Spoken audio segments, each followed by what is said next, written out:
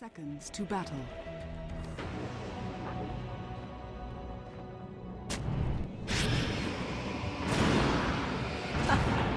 Perfect.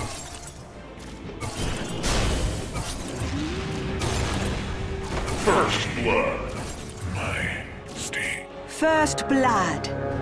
It was ours all along. The battle begins. What happened to me?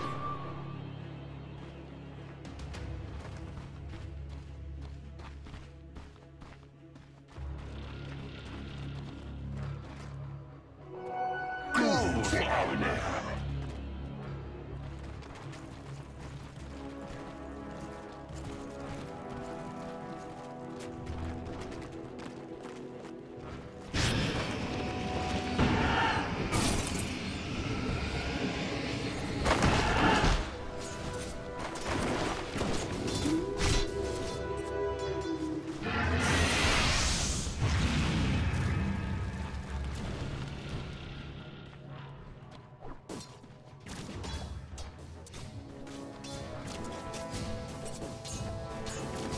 Denied.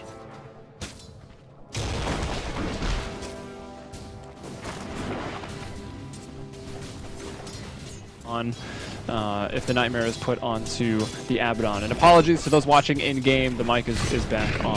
Sorry you missed out on the draft. It was a pretty quick one anyway. But AUI is in trouble right now in the bottom lane. Jakiro, he's going to go down, making it 1-1 right now, putting VP Polar on the board. Can they get another one? Bone 7, only level 1, doesn't have leap, couldn't do it either way. 3 mana to his name right now, and taking a lot of damage on the way out of here. Aggressive tri-lane is running out of fuel. If the clarity had been popped by a little just a moment sooner, like let's say 2 or 3 seconds sooner, then they actually could have followed up with the magic missile, and again, no leap to disjoin it, so that should have been a kill, but Lil was very hesitant and he wanted to do it, and then he pops it and immediately loses it, so kind of a hesitation moment for him. But in the end, we're just going to be seeing a 1-for-1 across the board. AM, though, very much more confident in this lane now because he has the Aphotic Shield behind him, he has a Foreman Shield, and he'll probably have 1 point in his passive Spell Shield. He's going to be able to just through this triple shield strat, allow him to just be very aggressive, very active in his mana draining, and of course just not eating arrows. Lil will dodge to the east. Yeah, and well, double damage on Bane. He's out of mana though, no Nightmare, so I don't think they're going to get too aggressive down there until they can at least start off with the Nightmare. We'll look over towards middle. Eternal Envy farming really, really well. He's 12-6, even getting good denies, although Mag 11-3 on one of his signature heroes here, the Magnus. And up top, it's Phobos versus Fada. Phobos at 9-1, Fada 8-1 on the Brewmaster and Venomancer, respectively. So both the mid and that off lane going very, very even 2 kills apiece here in the tri-lanes that clash. Looking at the farm, Mirana 9, Anti-Mage 4. Cloud9 maybe with a very slight advantage down here, but all across the board, it's very even. Yeah, very even. I would say that although Bone 7 has more CS, he gets less value out of it per gold point compared to the Anti-Mage. So the Anti-Mage isn't terribly upset about the situation, but of course he would prefer to be getting a ton of farm. We do see on top lane that ZK Phobos will connect with a Clav, be met with a Gale, and only get 2, maybe 3 right clicks in as he finally turns about. But down bottom is kind of a dive here as they are looking for an opportunity. They have a lot of spells in their arsenal. They split them up. That's the big thing here. They get everybody split. A weird little leap from Bone 7 though, and Illidan gets shielded up to keep dealing the damage. It's going to be Lil to go down first as, no, he gets healed. He's still alive, and Illidan's going to jump onto Bone 7. They bring him down. Nobody is falling on the side of VP Polar, and Aoi might fall as well. There is going to be a blink coming out in just 3 seconds time from Illidan, and he will look to finish off the twin-headed dragon. Magic Stick not going to be enough to save him here. It's a double kill for Illidan. Won't be able to go for the third, but just the fact that I didn't lose any heroes in that, as the nice heal from FNG came out onto the Vengeful Spirit, puts them in a really good spot here, and the rune spawn will go to Abaddon as well. Well, at least it wasn't a first blood double kill to the Anti-Mage, but still, a double kill to the Anti-Mage. He's not getting a lot of farm, but that really boosts him up. Just to check his net worth right now, 1,600. The highest right now is 2K, so even with 5 last hits, he's pretty much up there in the top of the net worth charts here in the very, very early game, about 4 minutes. He'll get his Ring of Health right now, and with that, he can sustain this lane a little bit better. I think all the supports on both sides, some respawning, some running back to base to heal up. Everyone was getting pretty low on mana down there. The only one to stay was Illidan, actually, as he did, again, get the Ring of Health. So we'll see if they can maybe try to have a go onto the anti-mage while the supports are gone. Or if those supports will just rotate. We already see Polar, or Little, here going up to the top lane. Yeah.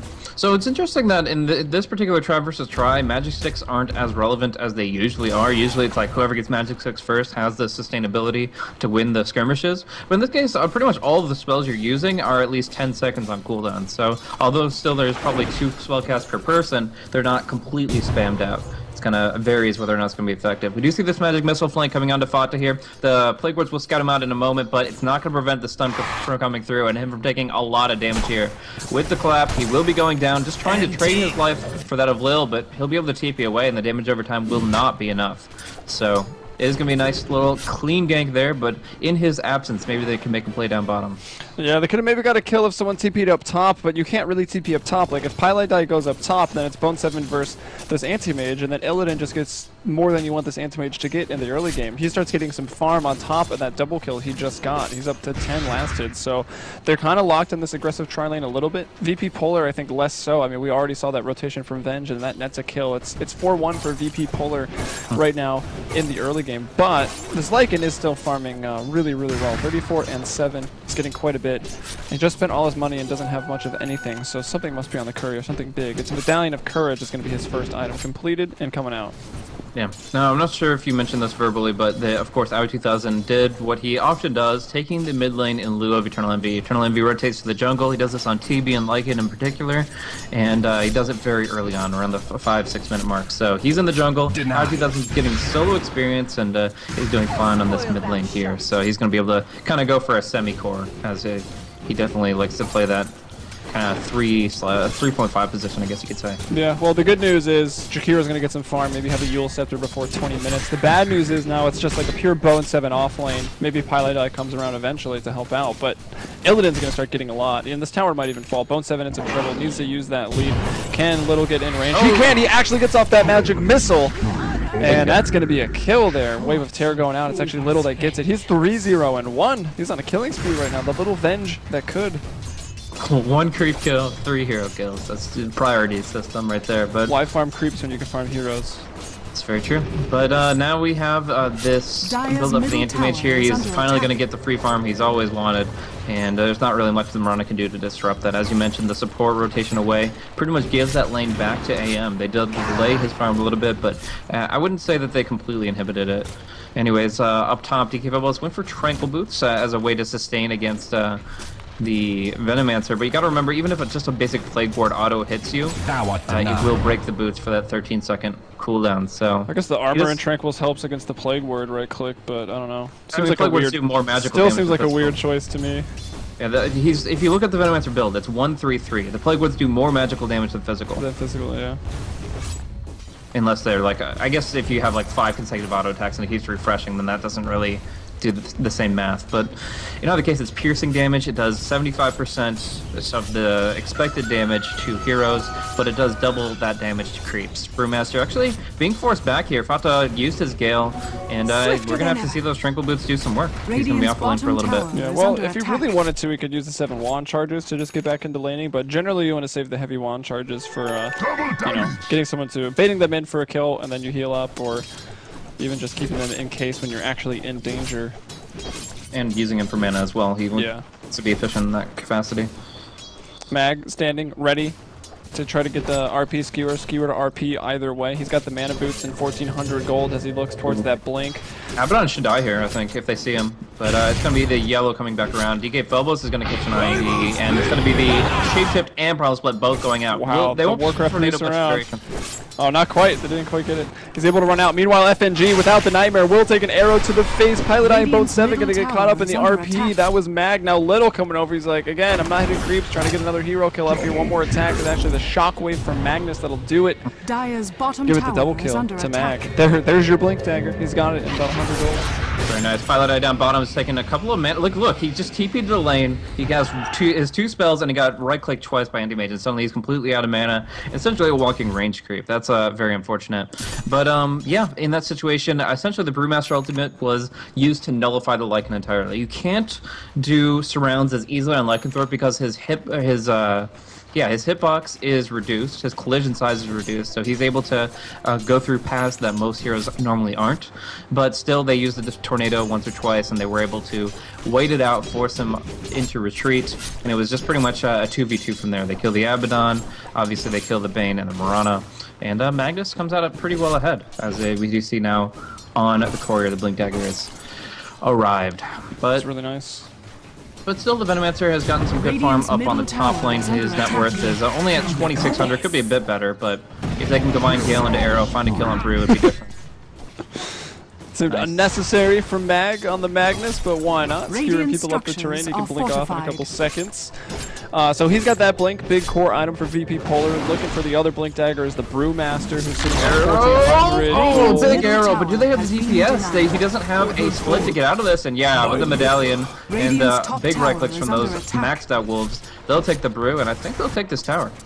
Oh, that was a big camera fail on my part. I was looking at Brew. I didn't see Mirana. I looked for Mirana, and then I missed all of it. So whatever. That's what a long day of staring at a screen does to you, I guess. But bringing down the tower as well. Venomancer helping with the push. He's got the maxed out Plague Wards right now. Mag is going to come to help. I guess just stop the push. And that's a big kill on the Brewmaster. I was just pointing out he had 1,500 gold, and they'll take away about 300 of that. So trying to delay his Blink Dagger, because when you got the clap and the RP coming in, like blinking on top of you, Anti-Mage has a blink already, like it's going to be really hard to find those kills.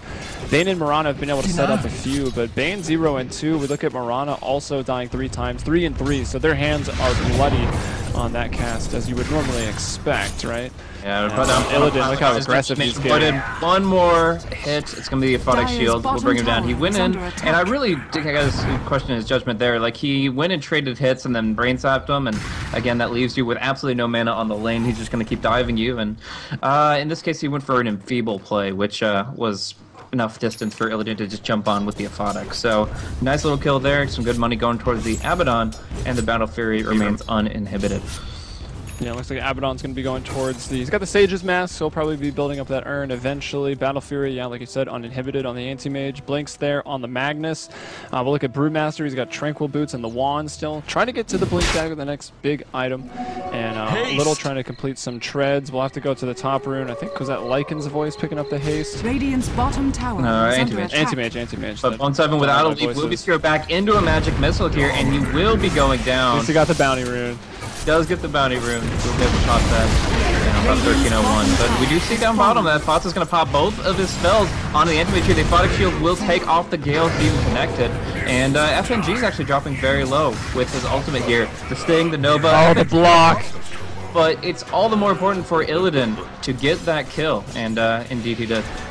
Yeah, Little's here though, and Illidan, I don't know, he wants to go back in. Only 1 point of the spell shield right now, but you're also completely out of mana if you're Fatal. He gets the Gale there. There's no damage, only the strike. Can the Plague Wards bring him down? Illidan's even going to lend his right clicks, and he will live. Ring of Health is going to be, just kidding, Pilot Die.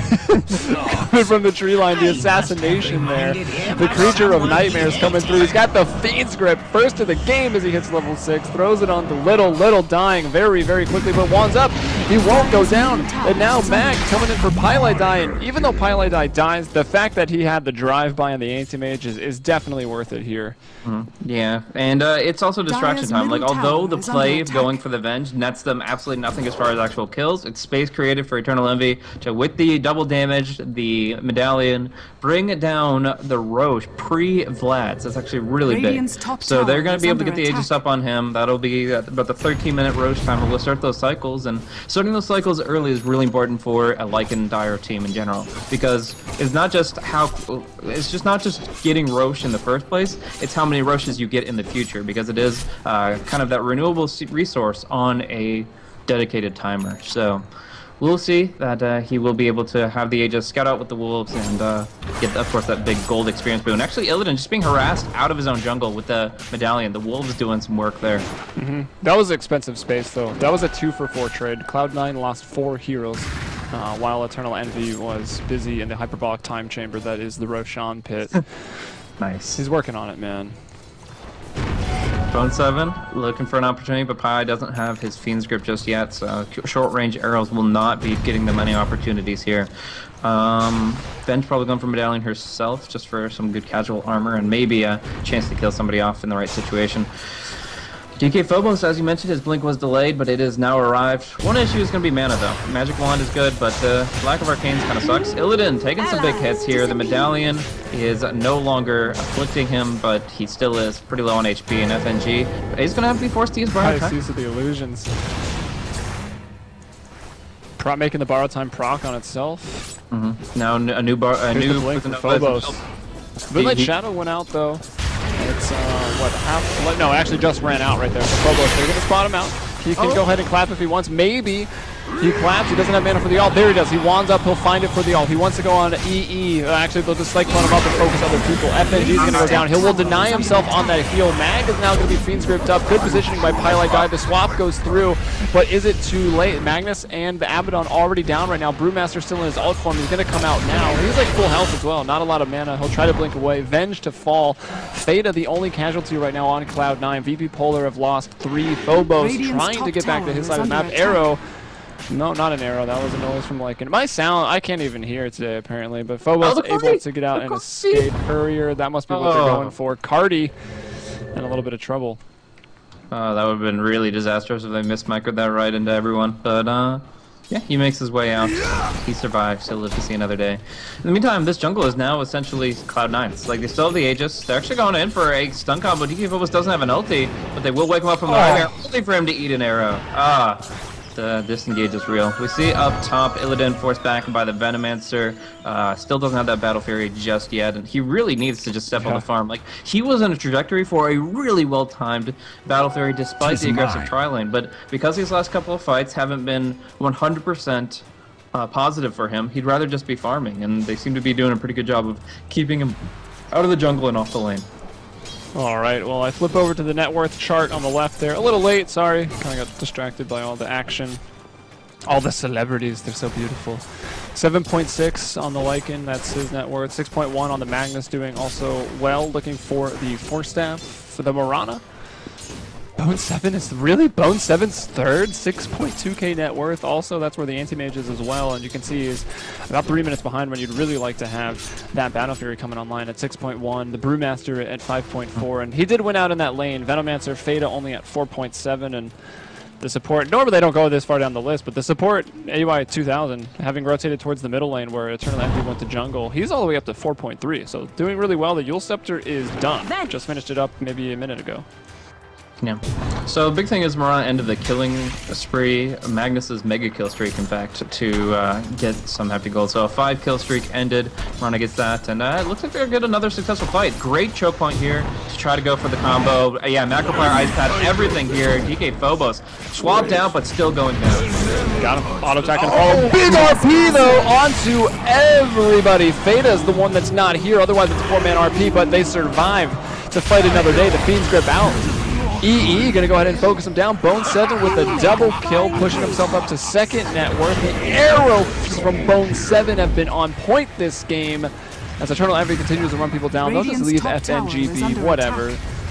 Cloud9, they lose their 2 supports, but they do take down 4 people of Virtus Pro Polar. It's 2,600 experience change, about almost 1,1600 gold for Cloud9, so really good turn of events there. Top lane, dropping below half HP to Fonta's push here. Has the Aquila on, the Plague Ward's doing work, but DK Phobos will try to frustrate him a little bit here. Blink clap, but the clap doesn't connect, the Gale does, and he gets to walk away. And meanwhile, Eternal Envy stealing a double stack of Ancients from the Radiant side, so good gold just being taken out of the pocket of this anti-mage who wanted to farm that with Empower.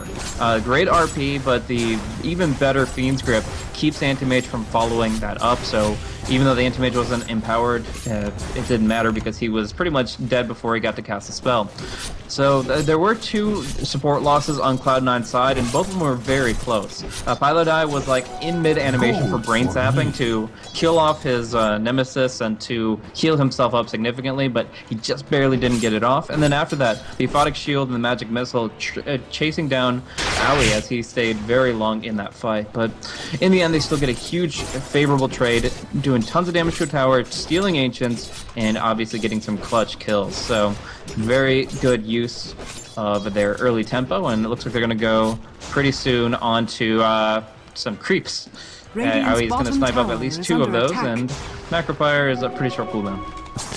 Yeah, it is definitely an ultimate that you can just throw out to stop the creeps or even farm some stacks. As here we go, Eternal Envy. Can I just start calling him Goku? Because I've been tempted to say Goku like 10 times already. Pushing down the bottom lane will bring down the tier 2. Up top is Antimage trying to get some split push on. I think his Battle Fury is being delivered up right now. So completes it at 19 minutes, 44 seconds on top of Treads and 4-man shield. Not really the greatest timing, but at least he has it now. And if he can sort of, you know, keep this spread, I guess, between him and Lycan, it'll maybe be okay. He'd like to obviously close the gap, but Lycan also farms pretty fast.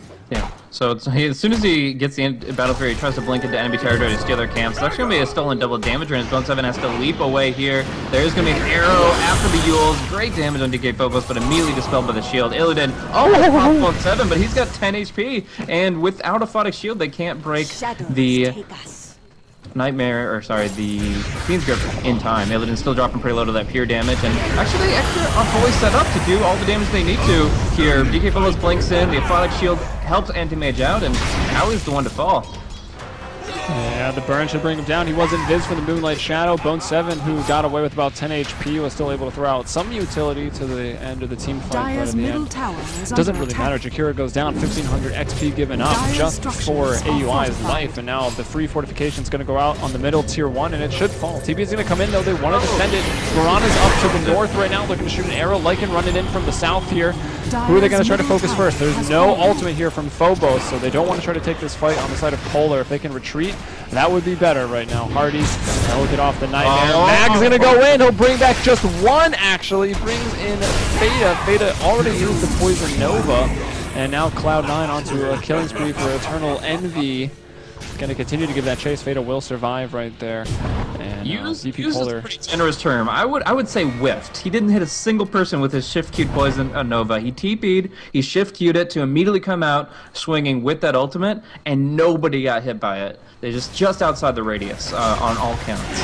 So very unfortunate, but the Poison Nova, a critical one at rank 2, could have absolutely destroyed that fight, and instead they get to walk out, they get to kill Pi, and they just lose their supports, right? Yeah, Ben got gunned down very early on. Abaddon stuck around for a bit, but he essentially traded his life one for one for the Bane. They do take the top tier 2 as well, and the mid tier 2, of course, we saw them push that. So it is worth noting that if Cloud9 even remotely win a fight, that they're able to follow it up with a lot more, and they're still able to fight in between the RP and split cooldowns. Yeah, they're not dependent on their ultimates at all. Another thing that's worth noting is the Anti-Mage hasn't been able to really farm his jungle, as there have been sentries blocking out the western side, so it's been kind of frustrating for him. Fata just dropping intentional plague wards. This last plague ward he dropped was at 21 seconds. Because these things last 40 seconds, that's a blocking plague ward. So it's just 100% intentional to disrupt the Anti-Mage's farm, and yeah, he's forced to just go for push, which team push is not what Anti-Mage is really about with a Battle Fury. No, not at all. Definitely an individual hero. We'll see Little in trouble. The Fiend's Grip goes out. This one will net a kill. It's just on a support, but hey, it still stops it. I mean, if VP Polar want to take a fight now, it's 4v5. Sure, Bane is right-clicking a little less, but he doesn't usually lend too many right-clicks to the fight. As long as he spaces himself from his team, it's what, 900 radius? I want to say. On the radius 900. No, the Vengeance Aura, negative Vengeance Aura. Oh yeah, most auras are. Yeah, 900, so. Top lane, there's the free glyph for the top tier 1. A Mjolnir already finished up on Bone 7. They're going to Moonlight Shadow to initiate, feeling a little sheepish. They don't even go for the complete tower. It's actually still at half HP. They will just run away. I don't know if they saw anyone in lane. I guess it must be Eternal Envy down here in the bottom lane, farming it up. It gives away the Moonlight Shadows to initiate. And now I thought they were going to fake back. They are kind of fake backing on the side of VP Polar. They got the force! RP onto Theta, but he's in the middle of everyone. He can throw out the Poison Nova here, and the skewer through. It's like a free force step. It applies to everybody. Mag is going to fall down. Theta very, very low, lives on about 30 HP, and Anti-Mage dies trying to blink away. They want to go for FNG right now. Theta's TP'd home. He's very safe. FNG looking to turn this around, though, as well as the Brewmaster jumping in. It's DK Phobos looking to clean up, but so far it's a Bane and a Morana. Morana's core, but bringing down the Anti-Mage and slowing him up even more, while this Lycan just now, what is it, 6,000 gold ahead? Totally worth it. Might be even able to catch out Lil if he went anywhere near the creep wave, but as he does not, it's just going to be a quick clear out of this. They've got the movement speed, they've got the crit, and they can just destroy those creeps so damn quick. Lil, whoa! Getting the stun up. Goodness, that is a dangerous place to be. But swap on AUI. That's even worse. So Aoi is actually probably going to be the one to be gunned down if DK Phobos gets the mana he needs. Right now just blinking, right-clicking, but there's the missile, and that's going to be a kill. So in that last team fight, obviously there was some really good disruption from Pilai. Made it so that Dendi couldn't follow up with what he wanted to because of the Nightmare, and then kind of ended up sacrificing himself, falling on his own sword so that Fata could live. He threw out the Nova with Aghanims, and we even saw that although the Anti-Mage has Spell Shield, with the Gale, the Sting, and the Nova all on him, he couldn't even TP out in time. The damage per second is just so insane from that ability, mitigation or not. Nice snipe from EE. He still has that Aegis available. They're throwing out... Oh, they got a gem. Yeah, they have a gem. I was about to say, they just hit him with like 5 spells blind, so I'm starting to think that they weren't blind. Yeah. None of them were single target, so it's easy to be confused, but the gem is there on Magnus. It was purchased by him, so Dendi trying to make use of that against the Moonlight Shadow mostly. I think you've been calling Magnus Dendi for like the last 5 minutes. I have. That is a mistake. He played Magnus. No, I know why you're doing it.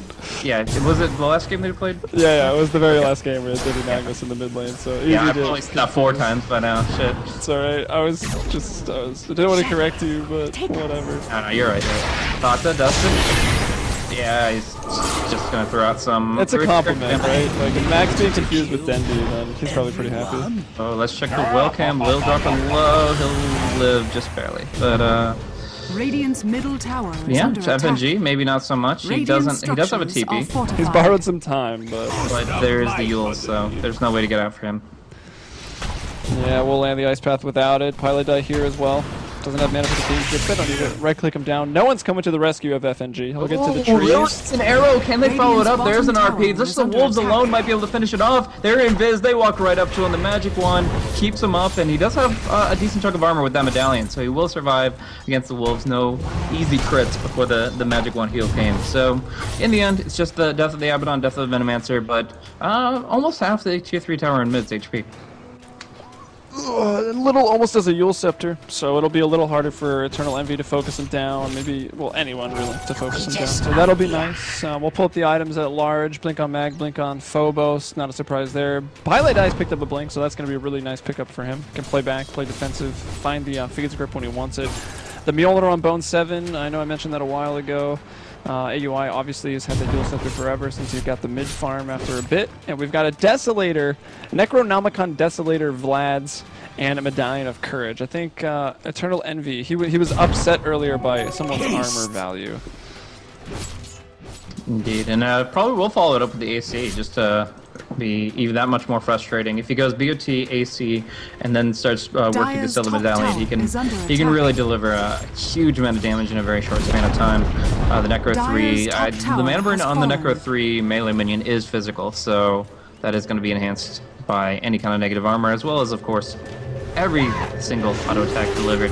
Howled up, they're going right on to this tier 3 tower. It gets the Desolator debuff and then backs off so the Wolves can finish the job, but it's going to be the Brewmaster to initiate. Yeah, he was coming up from the south there trying to get that side attack. He'll jump off of the Moonlight Shadow.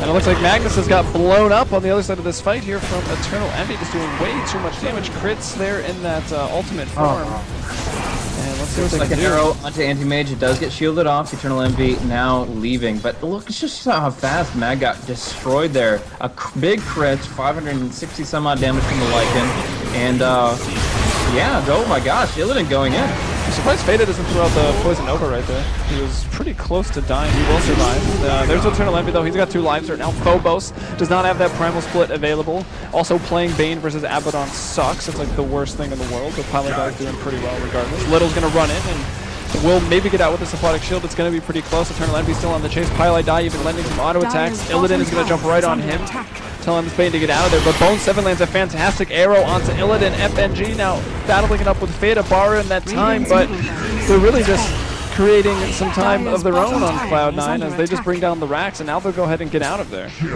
They weren't really worried about killing anyone, and everyone's just dying after the fact. Oh, it's just so brutal. They just lose life after life after life. Even the spell shield, not enough to keep them alive through this. Mag going down. This is the second time he's been blown up in about a second and a half. The crits, there was a lot of static charge proccing when he was in his first life. This time, it's just the Necro dropping him down, that Desolator doing work, the Drunken Haze, not even enough. And the racks are going to be falling with it. They don't have the respawns to keep this building alive, and with it, it might be their chances here. They don't even get to disrupt too much with a nice Yule's combo on a DK Phobos. He will split, and they will be forced out, but they've just lost 3 racks in total. Yeah, that's never good. The mid lane is completely down right now. I can look back after we see what happens to AUI right here. Was it the range or the melee in the bottom lane? I'm not quite sure, but AUI is in some trouble. He bought a blink up, still has 1,000 gold, and yeah, they got the important one too. Eternal Envy focused that melee rack, so no problem. Haste. Yule's coming out for DK Phobos? He doesn't even have the components. I'm a little confused on that one. Did he buy the wrong recipe? I mean, there's nothing else that he would buy, so I'm guessing it's what he wants. It's just weird. That is a little weird. Wait, what are you talking about? That's for little. It is. Okay. There was Brewmaster was using the courier and screwing with Lil somehow. I guess the gem was trying to be pulled off of it. Either way, we switch it up. We got the arrow here, and that's gonna be a dead pile of die. No Ghost Scepter, no Force Staff. He's gone. Space created. Find peace. I don't know if you can attribute that to a tactical feat. there are many that you can, especially with how what do you mean? Lycan's farming. Space utilizes the space, but as it stands, unless Bone 7 takes this rain tracks down bottom, which they very well might. That thing's not regenning, and that's a pretty big wave. Holy shit. Is pretty farmed as well. Starfall can clear up everything. Why doesn't he just jump in? Do you think it's bait? I guess he thinks it's bait with He's everybody like, else. surely they're defending this, right? Nope, it's gone. It is space created from Pilot Eye. Phobos is going forward. He's going to try to find AUI once more. There's a very nice for that blink dagger. They didn't quite know about it. He bought it and got it from the graveyard. And that time they try to jump on him. The Yules doesn't damage yourself, so you can't blink out. It'd be funny if it did damage.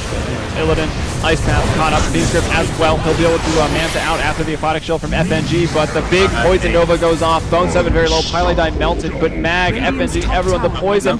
There's too much. It's getting them so low. And, looks like they are still going to be able to TP out. Faded didn't really move too fast past the tower, and Magnus will end up dying. Earth Panda, I think, is the only one up, right? So this is Phobos, yeah. Comes to the Earth Panda. They were so close to killing that Earth Panda, which would have been the death of Brewmaster, and it looks like no TP. They are going to be killing the Brewmaster. Meanwhile, all this is actually truly space for the Lycan. Eternal Envy is just pushing up top this whole time, and DK Phobos, he's hard to kill, but they'll get him eventually.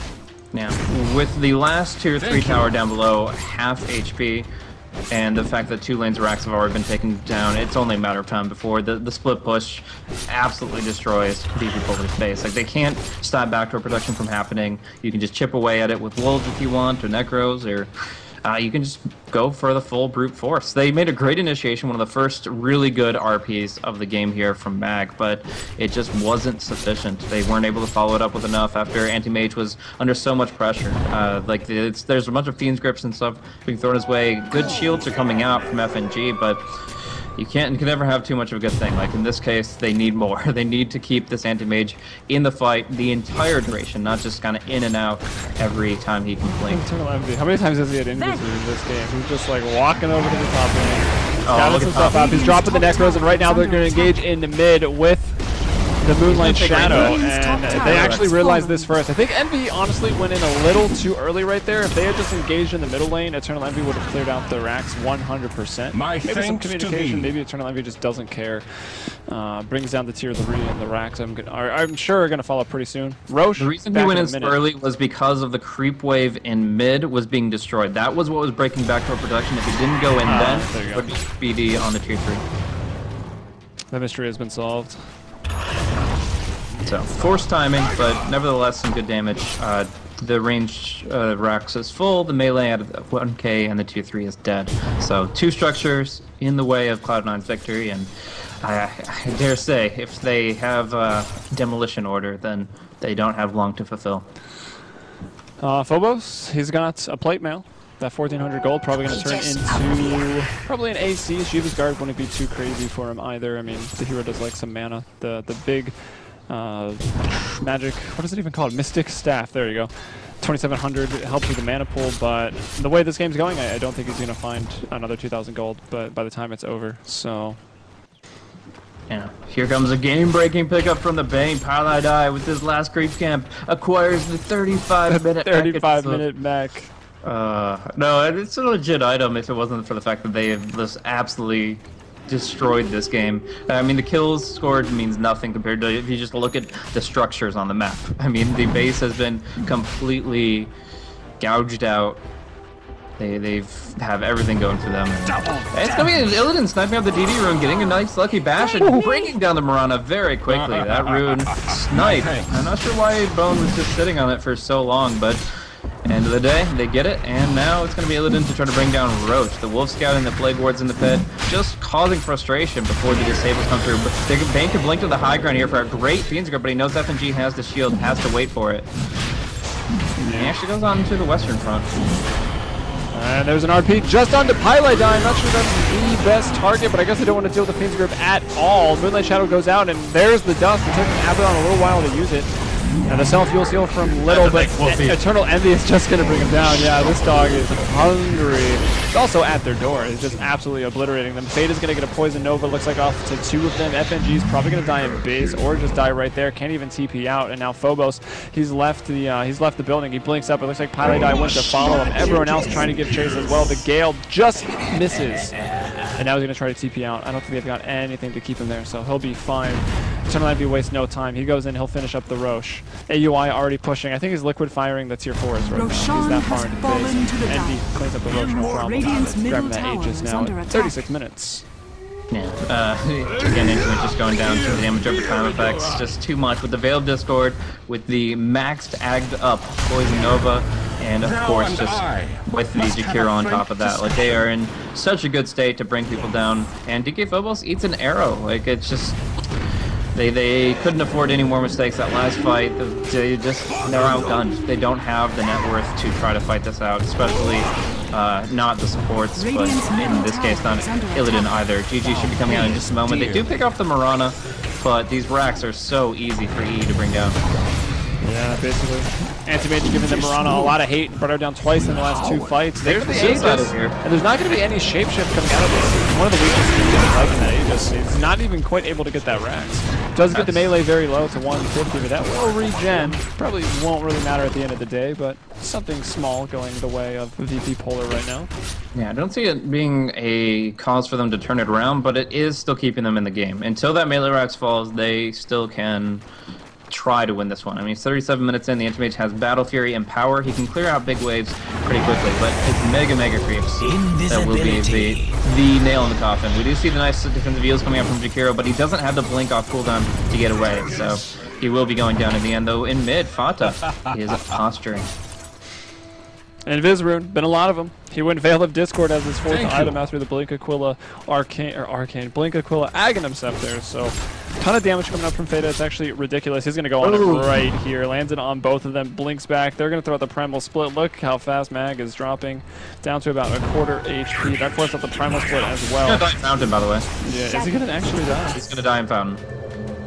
It's close, it's close, it's close. It's 15 HP. Are fortified. Oh my gosh. Now the Brewmaster just got to do something about this. He's stuck here, going to get blocked up by one of the Plague Wards. Illidan, though, coming in. FNG is here. Everyone, the reinforcements for Polar running in, trying to save Phobos, trying to win this fight. They'll bring down Fata. It was a pretty cheeky play by the Venomancer, but in the end, it wasn't really worth it. Magnus didn't die, and they were able to get quite a few kills on the side of VP Polar afterwards. Cloud9, well, they're actually trailing in kills, but it doesn't matter. Look at this graph, man. They've been leading this like since the 9-minute mark when their pushing came online. It's just been all in favor of Cloud9. So it's all about tick timings here. Venomous Gale drops Magnus down to 9. Poison Nova drops him down to 1. And it would have overkilled, but it's non-fatal.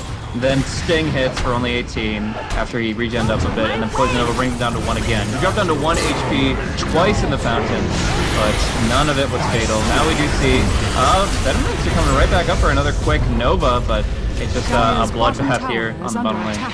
Yeah, Eternal Envy at this point is a little too strong. His singular damage coming out with like this Desolator build with the Necros and his crit from his wolf form is just insane. He is ripping through people. If he is on you for more than a second, you're dead no matter who you are in this game. Except Abaddon. Yeah, no, except for pretty much him being the exclusive hero that could just say, well, fuck your time scale tables. This is borrowed time. Time to borrow. That's his catchphrase. No, we're done. But yeah, Abyssal up on Anti-Mage. Them just trying to hold this last vestige of hope.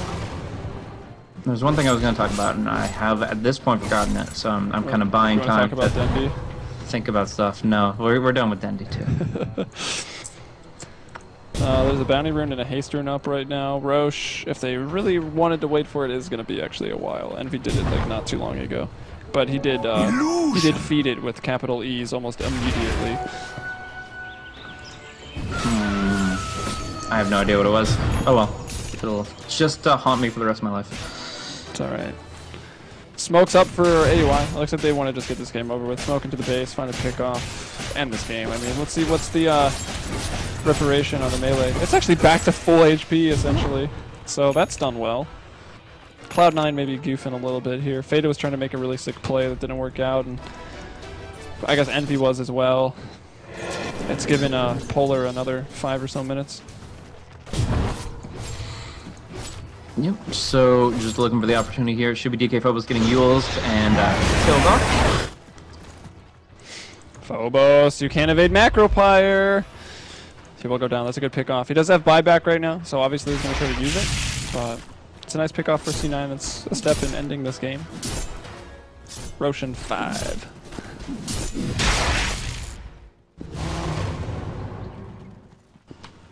Okay, VP Polar moving in force. They want to find Pilot Eye. They smoked up for this. I don't know why FNG is going first. I guess he's the only one that can take the initiation, but he can't really keep anyone there. There's a lot of blinks in this game. They'll find Fada. Nice defensive nightmare from Pilot Eye. Fada can get off the nope. He's out of mana because he's being focused down by the anti-mage. So just as C9 find a pick off, so do Polar. Envy, though, is in that top lane, pushing down quick to the racks. If he can just maybe he picks the range barracks this time, just at least to get another building out of the way, make that lane push a little harder. But he'll actually move off towards mid. The rest of his team going to be poised to push bottom lane. Still, Cloud9 trailing 2 kills, but in no danger of really falling behind. Well, XP's actually almost back to equilibrium, but so, I mean, Charlie, he's got that Blink Dagger. He can kind of jump on anybody when he wants to, though. He doesn't want to go in and get caught out by the RP. You know, nowhere near pressure yet, but Mag has been able to at least do some good lockdown and could cause some real issues if the disables did come through. Yeah, Jakiro's carrying Mag's gems. That's kind of a thorn in his side, is they don't really get to have any map control here. They don't have wolves to scout with. They have to do it manually or with Wave of Terror, and in this case here, the lack of Observer Wards is certainly hurting their potential to feel safe in their farming. Only one ward on the map, and in a relative... Oh, how he finds it immediately, of course. He's the best, man. Well, the game has slowed down considerably. I feel like Cloud9 could probably just force the issue up there. I guess they're going to wait for the next Aegis, perhaps. Envy's still sort of infested in this top lane, pushing down. It should be about, I think, 2-3 minutes for that Roche to come back up. And then they'll probably group up as 5 and just go into the top lane. I'm not really sure. I guess they're scared of a big RP. The Primal Split is proving to be somewhat annoying, and Anti-Mage is getting pretty strong. He's got the Abyssal right now, the Manta, that Battle Fairy that he finished at 19 minutes, 40 seconds. He's come a long way since then. He's definitely got that buyback. Actually, no, it's coming off cooldown in 1 second. He's got buyback now. 4,400 gold. Could probably get maybe one more item and still have the buyback.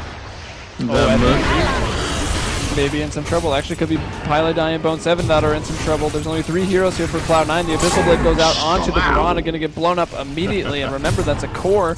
Almost going to have a Manta, a Mjolnir, and also working towards, I guess, potentially MKB with that Demon Edge in case AM goes Butterfly.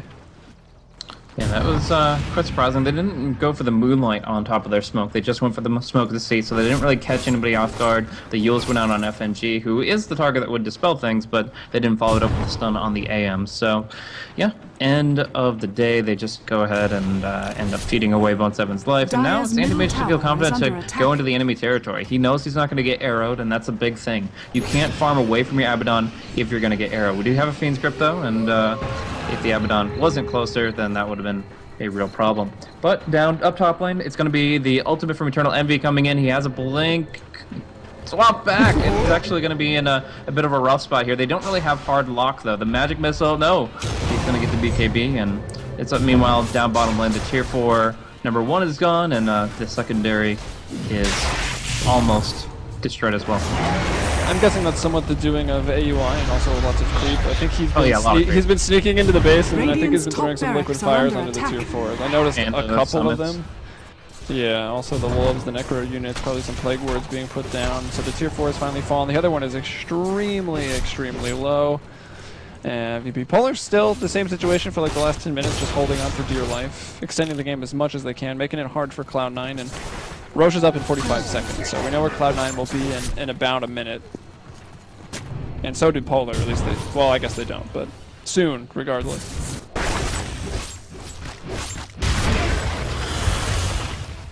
So for now, the gem that was purchased by VP Polar Lil is also trying to take vision off the map so that neither can really have it. It's very valuable to have it against the Moonlight Shadow, but yeah, end of the day, it's not preventing them, Cloud9, from just taking over the entire map in general, spreading it very well. They've got the MKB up on Lycan, so even if a Butterfly does come out for the AM, which is casually just a quarterstaff right now, it's still going to be kind of rendered obsolete. Fata down bottom is a pretty prime kill target. He does have a blink and a TP though, and he will use it to effectiveness. But going back to the Antimage having this quarterstaff, it's very rare that you just see a casual quarterstaff on anybody. Usually it's turned into an item very abruptly and then you never see it again. But in this case here, I think he might be showing it to say, hey, EE, I'm going Butterfly. The EE builds the MKB and then he just sells the quarterstaff and builds something else. So it's a bit of mind games there potentially. Otherwise, it's just a casual pickup he could afford at the moment he needed it. But generally, you prefer the TP scroll. Fata losing mana quickly, but the Moonlight Shadow will carry him away. And in fact, there might be no blink ultis from the Bane. I like how Fata dodges that out in the bottom lane, and then still like Anti-Mage finds him in the middle lane. It's like Liam Neeson's playing Anti-Mage. Nice. I would have to say the lack of force staffs is the reason why he's being so active and aggressive looking for solo picks. Yeah. The fact that you can abyssal on somebody, it means they're going to be caught out pretty well, and there's not much room for a slow Venomancer to run. Only 335 MS. Alright, well, game continuing right now. The Roche, that's what we talked about. There it is. It's respawned and it's almost already dead. They're bringing it down very quickly. Aegis and Cheese this time. They're going to throw the Aegis. That's the wrong graph. The Aegis over to Bone 7 actually. He has been the target of Anti-Mage. Yeah, the Butterfly is done, but an MKB is already on the field. Eternal Envy's finished his. Bone 7 is not far at all from his MKB, so that Butterfly is met by already being pretty much countered. Yeah, I was hoping he was just showing it and then gonna pull a little bit of a feint, but in the end he finishes it out, and although it's a fine item on Anti-Mage, it is not going to do him any favors this game. Dire's top tower. Oh, it's not. You got Flutter, though, at least, right? Yes. Flutter. This could be interesting. Here in RP, it's going to be onto 2, catches Eternal Envy and AUI in that, but oh, Illidan's going to jump onto Fata, so Fata not able to... You know, the Nightmare! Interrupted the Mana Void, and now they're going to try to turn it around onto Illidan. He'll blink out here. MKB's also going to be helpful in killing Phobos, but Lycan is down for like 100 seconds. Aegis, remember, was given over to Bone 7 on the Mirana, and he didn't even go down. He wasn't focused that much. That's a big kill, and Eternal Envy was not able to go ahead and use that cheese. MKB now being delivered on Mirana as go, although not really in its perfect form anymore, since Alliance is AK plus 4 stand-ins, but... Alright, Illidan gonna take a hit here. He's gonna back off. DK Phobos going in. The pause is concluded. The fight ensues. Highlight die with the Ghost Scepter to try to survive, but only for a moment. He will fall. Fata was saved with the help of that Bane earlier, and we will be able to blink out as well. So they do live. Illidan on the hunt. Actually, let's see, the Yule's TP. Actually, just TP, unless the Bash. Oh, the Ice Path, nice. So yeah, no bash, no Abyssal off cooldown, and it will be the Jakira to slip away. But the big deal here is Envy's in the grave with Cheese, and he wants to be on the battlefield. He wants to be taking down those racks. The mid lane is being pushed out by Mag with his Empower. The bottom lane cleared out by Illidan before he steals enemy Ancients. But where does he go from here? How does this anti-mage actually become a huge force in this game? And the answer is pretty simply in his inventory now. The harder to harass. Atos. Excellent. Excellent. Going to Crimson Guard. Yeah, 49 minutes Crimson I think Guard. Vanguard's the answer, guys. He's got it. Yeah, Heart probably the way to go. I mean, he needs that a little bit extra HP. Mm-hmm.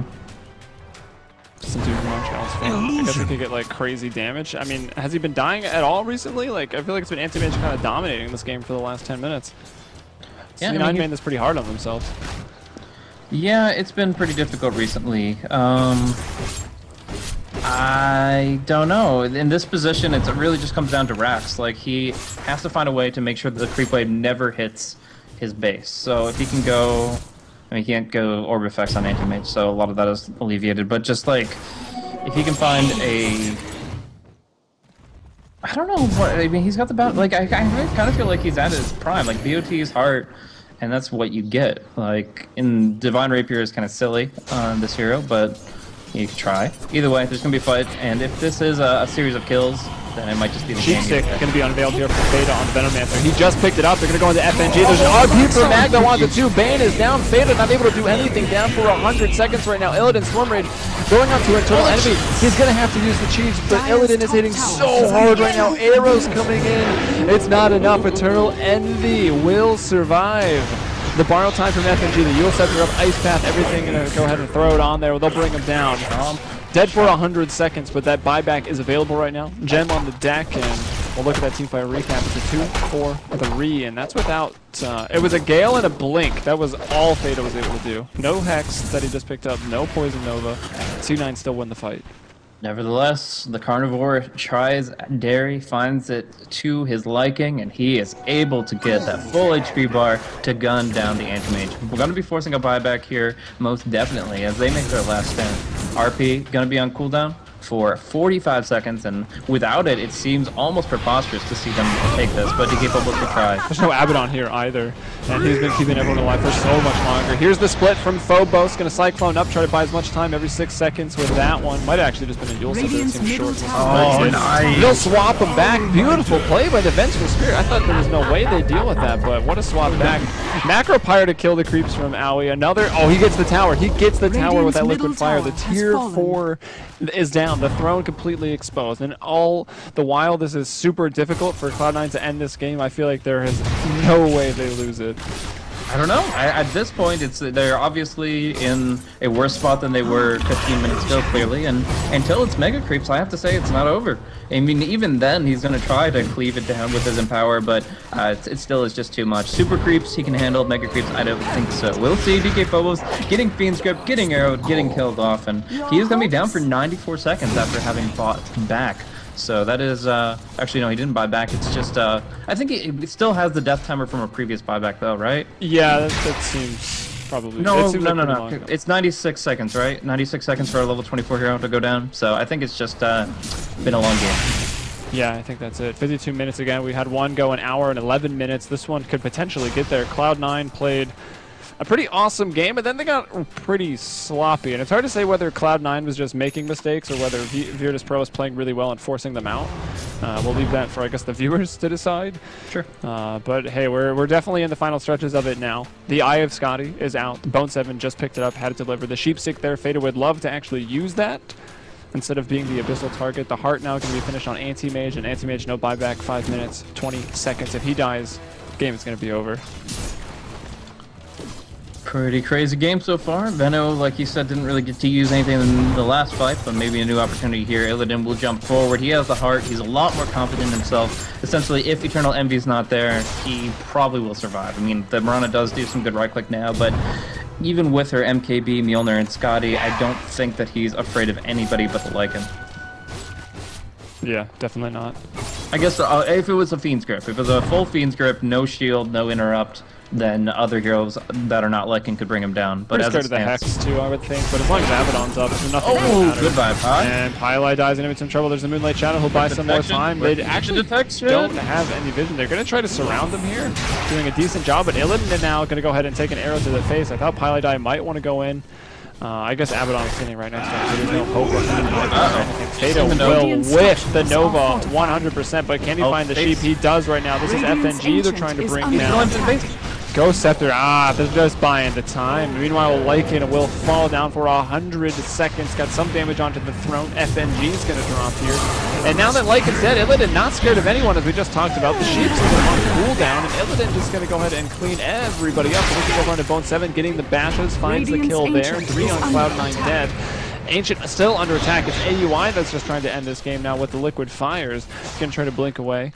He's also got the Hex up on that support Jakiro, and the Throne does not take much damage at all, just about 750. And AUI probably going to die for that.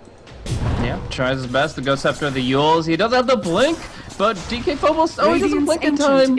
Oh, unfortunate, but there you go. He's going to go down here. 4 down for Cloud9. Now Fozzy tries to make a play against Illidan, but he needs to run. He needs to blink. He needs to hide, because there's no way, even with Hex, that you do anything to this guy. He's fluttering away. He says, come at me, and if he had vision, he would be abyssling right now. But as it stands, the Venomancer distracts him. The Courier goes out for Magnus to pick up what I believe is a Refresher Orb. Yeah, 675 gold off of that one. And Roche is going to be spawning in just 30 seconds here, not even.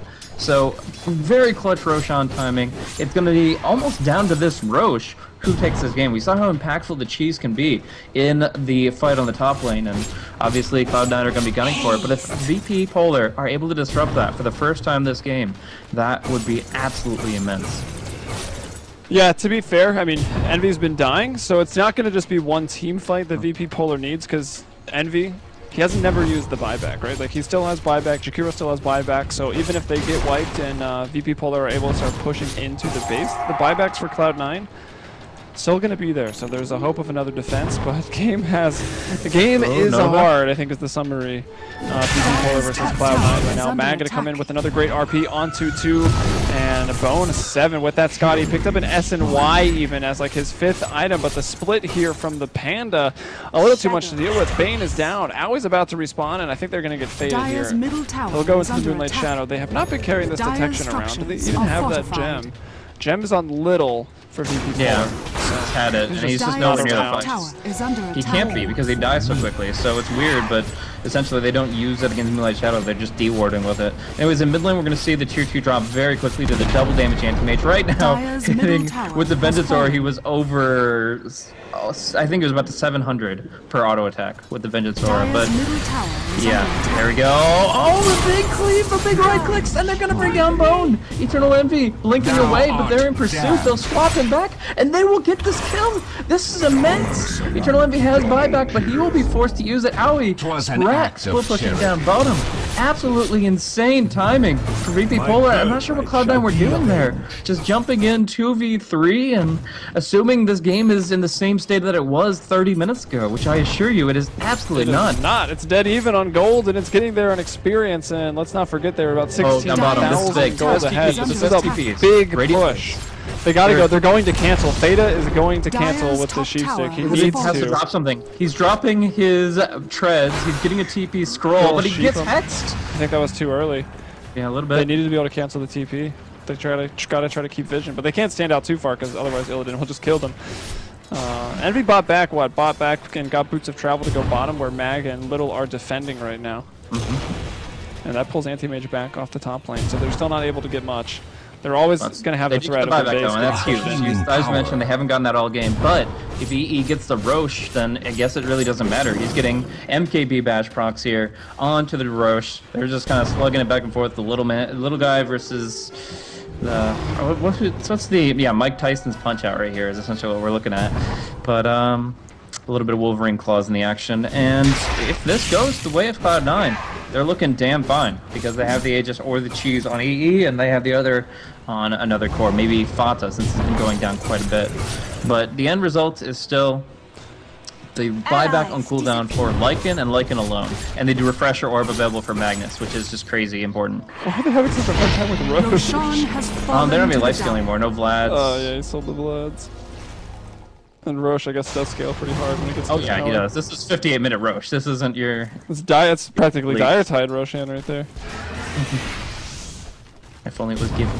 Without the other abilities, I guess. That'd be pretty funny. If Roche randomly sunstriked people. If anyone was in the pit, Roche just started randomly throwing sunstrikes. That'd be awesome, actually. Anyways, no buyback for 5 minutes, which is the big story here. I can only assume, yeah, Aegis is over on to the Lycan. So he's got 1 death in him. I'd like to see him try to fight without using his shapeshifts, but I guess if he dies first, no one else lasts that much longer. Will he even have time to get into the shapeshift afterward? It's kind of hard what life he decides to use that on as. They're at the door right now. Anti-mage is at your door this time. And he's figuring out that tower very, very quickly. There's no fortify for another 1 minute and 40 seconds. Cloud9 probably hitting themselves in the head right now, the way this game has turned out, given how good it's At this started. point, racks don't matter at all. It's all about the throne, all about the tier 4 towers that make the throne immune.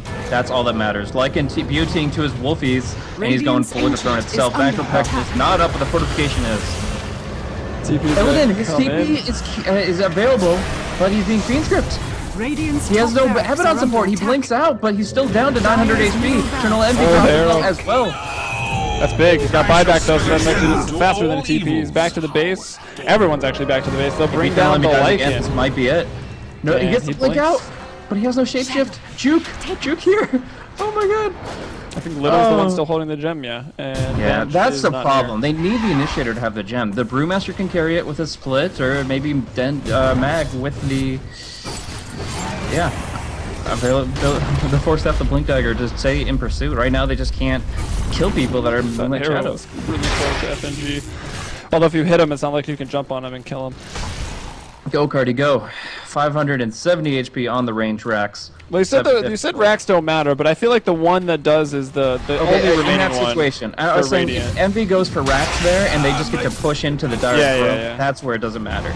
If it's a war of attrition, then of course the racks is of critical import. I was even TP's away from the... Okay, it was a text detection thing again, right? I'm sure it was. I have no doubt that it was lack of detection. But he doesn't have any... Unless he had a rune. Did he pop a rune?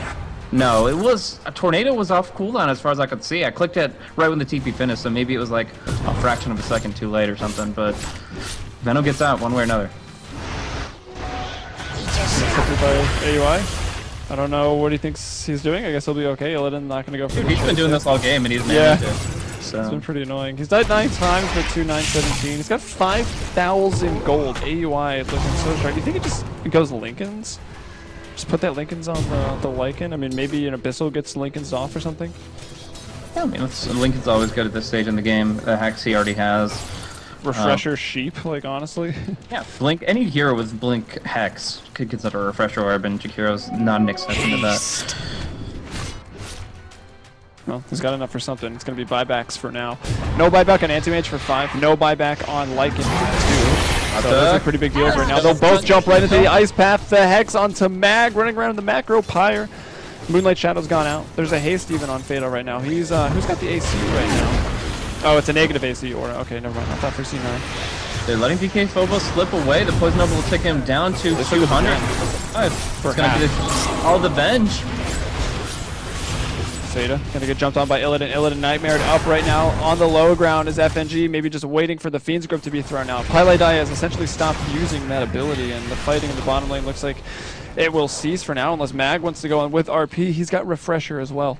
Okay, so the big thing is they killed off the Venge, but they let the Brewmaster live. So they have the negative Vengeance aura, and an arrow will not connect. Cheese is now on the Mirana. Bone 7 has Cheese. Eternal Envy is kind of playing his game on top with all his cooldowns available, but it's down to this. Fata with his ult coming up in a moment, but Illidan going in now. Wow, the blinks out were super quick there by Cloud9. I don't know about that Hex. That seems really early from Theta. And up top, yeah, is the RP. Was it used? Yes, it was. One of them. He's got another one. Will get the range. That's Eternal Envy finally taking down the range rack now, trying to run into the trees. He's going to blink! He blinks and he boots and travels out. And meanwhile, the rest of the team still fighting. DK Phobos going to get up the primal split here. Rock out onto Pylai Die. Bone 7 definitely falling. There's no mana for it, but they don't really need it. Pylai Die maybe going to drop. AOI trying to keep him alive right now. Meanwhile, Eternal Envy healing up in base as his allies will drop down, but at least it's the range racks that has fallen here. Half health on the melee. I don't know, man. If they had just refreshed RP'd for the Lightning, they would have killed him. In such a better spot in the game right now. But as it stands, only a half HP melee Rex is keeping them in the game right now. And yeah, Lycan is coming right back out to the battlefield. For now, it's going to be on to the jungle, but he has the BOTs and he's already sending his wolves out. So those Invis wolves walk into the base, and if they leave it with backdoor protection down, he's going to just take the melee racks outright. No fortification. Yeah, definitely a big opportunity. Eternal Envy's buyback was on cooldown. It might not have been long enough because it just came back. If they killed it, it would have been 30 They lost practice. Oh, wow. Everyone just TPing in to try to stop this, but it's too late. The Rax is already down. They'll get the Abyssal Blade. They can RP if they want. They'll kill Envy. He's got buyback, though. And that's the Mega Creeps. I mean, it's still not game over yet. Actually, DK Phobos is going to succumb to the poison of the Venomancer. And Venomancer Fada will TP back to base with 6,500 gold this game, striving to be the longest. Now look how quick Illidan still dispatches these Mega Creeps. It's still relevant that he can take these down in about 4 quick swings without losing any HP because of the Hardened Butterfly. So pretty big deal, but the throne is very vulnerable now with only a few Moonwells keeping them, keeping the base decorated. Either way, we do see them going in for the all-in play. They're going to force Eternal Envy's buyback, and they do have 1 RP. Not both, but 1. Is this great? We'll watch the anti-mage up here, going on that top tier 4. The buyback from Eternal Envy. To a base race. Wow. Dire's middle tower is under attack. There's some people there ready to defend. FNG is one of them. I don't think he'll be able to stop the Lycan from attacking anything. Manta Illusions working on the racks. All of VP Polar is actually falling back just because Eternal Envy. Just trying to cancel TPs, trying to keep him back, but now DK Phobos goes in on him. Eternal Envy still not push again, and it's going to be Owie 2000 to take a spill here. Buyback is available on him, so he's willing to risk it for everything, and he's still waiting. Just patience. That patience from Eternal Envy. Are under attack. Yeah, that was a weird fortification. I'm surprised they ported for that melee Rex. I think throne is, the fortification for the throne is too important at this stage. Either way, they have Eternal Envy popping the shapeshift going in. FNG has his borrowed time, so he's not a target. The throne is the only target, and it is being hit right-clicked down by the wolves. But they let 1 TP go out. I think it was Anti-Mage that got back. Yeah. They don't want to let Mag back with that RP, and Eternal Envy's already well fallen back. Oh, not gonna get the Hex! Mag going down! No buyback on the Magnus! This is, he has 45 gold until he gets it. Yeah, just a few seconds to wait here. I guess he will have it if he needs it. And checking Roche early, but not going to be likely to spawn. We do see, I mean, this is a tense situation. No buyback on anybody but Mirana and Bane. Though in 20 seconds, Anti-Mage, the big one, will be back. Yeah, it's pretty funny. Dude. This game has been teetering with Anti-Mage with 4 minutes left on buyback, and then Lycan with 4 minutes left on buyback, like back and forth. Like the teams have had the opportunity to get the pickoff, but they've just never been able to do it when the buyback wasn't available. And that's insane. It's back for Polar, because like, there you go, Anti-Mage can buy back, Eternal Envy can. If he dies here, it's probably the game, and they're going to be the ones that get aggressive. The Scotty attack's going out, Bone 7 going to go on some creeps after the Manta split. And they've got Eternal Envy. He'll BKB up. He'll be able to run away. And now Pylai dies in trouble. Which is just the support. Does have buyback as well. AUI doing what he's been doing a lot this game. He's in the bottom lane. Goes for a 4-staff even right now for the utility at 67 minutes. Big swap back. Blink away. Back to the same spot. Yule Scepter up. Yule Scepter up. Ice Path to retreat. Wow, what a well-placed Ice Path from AUI. Getting both of them, but it might not matter because Illidan's the one down here. Another 4-staff out. He's trying to buy so much space. Look at the throne. The creeps are starting to hit it now. This is what's really important. Owie dies. He's dead for 2 minutes. They're bringing the big creeps back into the fountain right now. So their back's up against the wall. Throne taking some damage. I think it's regen to full HP a couple times already, and now still down. The reason Owie dies there is because of the pure damage changes in 6.82. Wave of Terror and Urn were both canceling his Blink Dagger, nothing else. So when he was ghosted up, they were able to cancel his Blink with the friggin' Urn of Shadows. And yeah. Good item. Stupid item. Jeez, that's ridiculous. But I guess it's a pretty low value 6 slot under other circumstances. But anyways, Illidan down bottom takes an easy tier 2 through backdoor protection if he pops the Manta. But right now he's holding it and just chopping away. There's the Manta. So Arrow will come out, taking down an illusion, and might force Illidan to leave this tower to regen. Yeah, this I don't know if he finishes it. He's committed. He gets Dire's but bottom top lane. tower has fallen. You'll scepter up, Fada. It's Little putting him up in the sky. Fada gonna try to push. Just drop some Plague Wards around this Radiant's Ancient or Ancient something. is under attack. Meanwhile, Illidan trying to push the bottom lane. Ancient is under attack. The creeps trying to bring it in, and Eternal Envy falls back once again. Just forcing They're in. gonna wait 3 more minutes, like guaranteed. And All Roche right. is up too. This could be the next big area of contest. Everyone in the area for Polar just left, so I think it's going to go the way of Cloud9. They've got what? This is going to be 4th or 5th Roshan this game? Roshan with 16,000 HP right now. Let's see the buffs on this thing. Why is it? Oh, because the Desolator. I'm like, why does it have any armor? Oh, you know, Stygian. But yeah, he's pretty big boss. 16,000 HP, just chewed through in seconds here from the lineup of Cloud9. They will put Aegis on the Lycan. They will put Cheese on Paladai for now.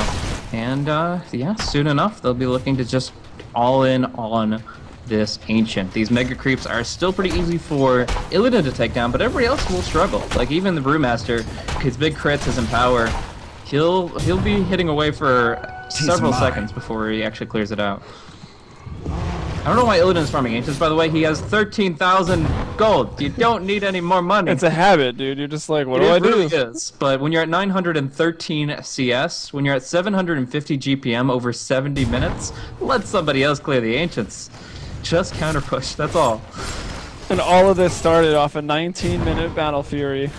Now he's up to 900 big boy last hits. Look at these graphs. This golden experience graph before the final clash here. Oh, BKB comes out, BK Phobos. Not connecting with anything, and that is a 5-second BKB, so a short cooldown. I feel like I need to showcase view the creeps, because like you don't see the Megas that often, and they got their new upgrade. Pretty cool. So they look pretty cool. Did you show the golden experience graph though? It's fucking ridiculous. Yeah, dude. It is a bit ridiculous. Wow, Beta jumps in, by the way. Showcase view. DK Phobos. Oh, he gets OP'd! He should have buyback if it's not on he cooldown. wouldn't play like that if he didn't have buyback. Yeah, he's got buyback right now. DK Phobos will get the kill. That's the primal split. Gonna be thrown out there. You shouldn't play like that at all, but I would also have argued that. But nevertheless, at least he has buyback. Like, where could they be? Our creep are pushing into the base in every lane. I think I'll go in 1v, potentially 5. I don't know. Crazy decision, but he made it. Probably why Cloud9 is in the situation right now. And I think right now, this just hit the longest game of the day. I wouldn't have guessed we'd have 2-hour and 10-minute games. We had a lot of short ones as well, though, so. Yeah. So now we see this situation where we have the super farmed Lycan popping his shapeshift, looking to go maybe for a Raxwing, maybe an Illidan Stormwraith play. He's all by himself with a few team from the Abaddon. If they don't kill this creep, he'll get the shield. Illidan gets to pop everything, but he doesn't get the TP home. Radiant's Ancient is And under some support attack. coming in. Mag with no RPs, actually. Look at that. Illidan He does thought have of- one. Okay, I don't even know if that matters. We'll see the Ancient taking some hits here, 3k. And yeah, they do disrupt the TP, but Antimage is still able to blink out here. Now, on the courier that just died is Refresher Orb for Illidan, but all that would be refreshing is an Abyssal Blade. Yeah. Well, I guess BOTs maybe if you really need that much mobility, but generally speaking, you're just refreshing Abyssal Blade. So, yeah, he's just rolling in dough, and I think that was like no, they don't have 2 couriers. I thought that was maybe like a pocket courier for him, but it is the team's courier that they do lose. In other case, it doesn't cost too much to buy a new one. Dagon continuing to go up on bot. He loves this item because, especially when you get up to 5, it's a very short cooldown. You can, hell, if it's Use Mega it a Creeps lot. with the Mega Creeps, you can tip the scales with it. Like, whatever. Yeah, it's got the Veil too, so that's a ton of damage coming out. You can blow up the supports. You might be able to make sure borrow time doesn't happen. Like, if you burst that damage, it won't proc. Seems like a sort of a long shot, but I guess you could go for it. At this point, whatever works. Illusion! I think maybe Ethblade is better, though. I guess no, you don't go into Ghost form when you shoot it anymore. Some defensive aspects to that item as well as the burst damage. But whatever, Fada goes for Dagon. He's been playing pretty reckless for a lot of this game, so why not go for the Dagon now? In the tree line. And they're going to go onto Phobos, the Poison Nova. And he's going to get away. I mean, we've already seen how much the Poison Nova with his abilities and also the Veil of Discord like, is just killing people. Jump blinking and the shift Q blinks off of BOT. Nice swap. Get active. Bunch RP into super RP. RP number 2. Not even needed because they want to wait for the Aegis to come out. No wolf form. There is buyback, but the death of Eternal Envy once more. This is his 7th death this game. All of them very consequential. Yeah, I don't know, man. He's, I guess he's only died 7 times in a 70-minute game. It's like a death every 10 minutes, but there were some pretty questionable plays strewn. He's had a lot of this Aegis game. deaths too, right? Like he's had Yeah, at least, that's true. He's probably died like Aegis 14 times. Man, this game, it's so intense. It's so difficult to push into this, but as it stands, the big deal is bringing down this anti-mage twice. He's the one who's actually clearing out these creeps. Everybody else can just kind of barely do it. Like DK, Phobos, with the Empower, he can take it down one chunk at a time, but it's not nearly the same. Actually, I think there's a point in time where Brewmaster gets a Battle Fury too. Shadows take us. Just to clear down the Megas. Yeah. Oh, he might be Yeah, going to the dead. grave right here. Where's the Dagon? He's He's not going to throw the Dagon? I'm surprised. I mean, why not? He got a ton of mana to work with. Dire's Okay, no, top he tower doesn't at all. is He would have under killed him attack. if he just Dagon. He might still kill He's him. dead anyways. He is, oh, he is. BKBs. Can't even see the buff of BKB. Apparently there's a cap on buffs, but back in the base, Illidan gets arrowed. Now he's hit by the Fiend's Grip, and FNG, who was Nightmare enough, could not dispel it. Now he dispels it. Illidan goes for the TP. It's canceled. He's down for 120 seconds, or more likely until he buys back. FNG, skirting the tree line, will be able to slip away, and there's the buyback on the anti-mage. Just in time for Eternal Envy to come back in, and this is important because all of Cloud9 have buybacks, and 2 of them have BOTs. So what this means is they can bait a fight on the first life of either the Lycan or the Venomancer, and then jump back in with a buyback BOT, assuming the creep doesn't get killed off. So that's a huge advantage because they can fight in kind of 7v7 because of the fact that they only have 2 BOTs. But the big deal here is that there's only 1 AM. There are 2 Lycans, there are 2 Venos, there's only 1 AM. And that's huge. Along with that, Lycan has Cheese, so he's working with 3 health bars here if he wants to play an all-in strategy. I'm gonna go back to Fada. Why didn't he just Dagon Brewmaster? Like, he had a level 2 Dagon. He would have got the kill. And kills at this point are so big because you could have forced another buyback. Brew's one of those heroes with a buyback. Like, I don't. there's no have answer. It's just he's goofing her off, man. Won't have that in my class. Bakla gonna drop down. He hexes the real one, but still taking a lot of damage here. Gets all the damage over time, but then gets Mana Void in the face. 3 people hit by the Nova though, and this should be cleanup time for Cloud9. I'm yawning. I'm sorry. So it's been a long one, but nevertheless very, very interesting. FNG dropping down just outside of the 400 HP threshold, so he keeps his borrowed time. But he's right-clicking against wolves, gets arrowed, and the borrowed time is procced based on that alone. So waiting. There's a swap, but here's Eternal Envy on the front line. Death of the Abaddon not coming back. And Yee Lycan getting blown up. Had to use the cheese. Will now blink out with that max move speed. I hear an RP. I don't see an RP. There's just too much going on. It's a little further to the south. They'll land that, I think, onto Fada. I don't think he connected. I think he missed. But either way, he's got another one at least. And let's see, Bone 7 still trying to deal with DK Phobos with the split. Pylite does have a Fiend's Grip again. Ability's been somewhat useless. If he can find it here, he'll throw it. DK Phobos not able to TP back in time. And this is going to be forcing a buyback. That'll mean no buybacks right now. Fada just bought back. The other 4 members of Cloud9 are retaining theirs. And now Illidan in the middle lane trying to push it out as quick as possible. And yeah, Brew's the only one, but they killed him. He's gonna force it out now. That's what I was getting at. I gotta have that. But they gotta make sure this Drunken Haze is very effective. Like the BKB timing for Eternal Envy, he wants to take up the Haze and wants to go for the throne, but double RP from back here, great follow-up from Illidan, and they wipe them out of the base. Bone 7 has to go in full retreat, and a nice juicy creep away for Illidan once again as he racks up. Okay, the swap in. Can they get Little's been doing so much. Oh my god, Lil! What a fucking play! Cyclones the lead, catches him in the base, he's down again, and they need to force these buybacks. Force the buyback on the Lycan, force the buyback on the Mirana, and then get back to defend your Ancient. That's the end game. But for now, Pilot Eye stalking up on the top lane. Down bottom, of course, it's AOE 2000. They just won't let the creep waves pass those steps. Oh my gosh. This is ridiculous. This is absolutely insane. Yeah, if you need a proof that Vengeful Spirit's a great late game hero. I think Little is proving that in this game completely. Like, that swap has been on point. They've caught so many people off guard with it. The blink, the swap, he doesn't even have an Axe yet. No, the blink is all you really need. And then that Eagles play, holy shit, that was insane. Yeah, Axe makes the hero kind of fun. Yeah, that range is Fun. hilarious. Potential, but I won't say like it's something that every bench has to Yeah, have. definitely not. There's definitely items you go way before that, but well, 78 minutes. It's the same story that it's been for the last, what, 40 minutes? The current gold graph, the current gold, you know, Equilibrium. three XP's about people- to go back to that too. we have 3 people above 4K current gold. We do see a split come through, and that they didn't get anything with it, right? That was potential misplay, a blink out right when it happened. Actually, did not catch when they used that. It seemed maybe on an illusion. There were illusions in mid. Illidan's just like unkillable right now. They can't do anything about it. He's gonna jump in, gets an Abyssal Blade. Mana Void off onto the Bane. That's gonna force another buyback there. They're trying to bring down another lane of racks, but look at this. Eternal Envy already into that lane, trying to push it in, bringing in the good creeps, but the Dire's bottom Khalid tower brothers is are under here, attack. man. They're not gonna let it happen. They're not getting up that steps. They've done a brilliant job of defending this Ancient, and it's almost got up to full HP again. There's a Hex coming out onto Lil. Poor little Vengeful Spirit should not be getting out of this one.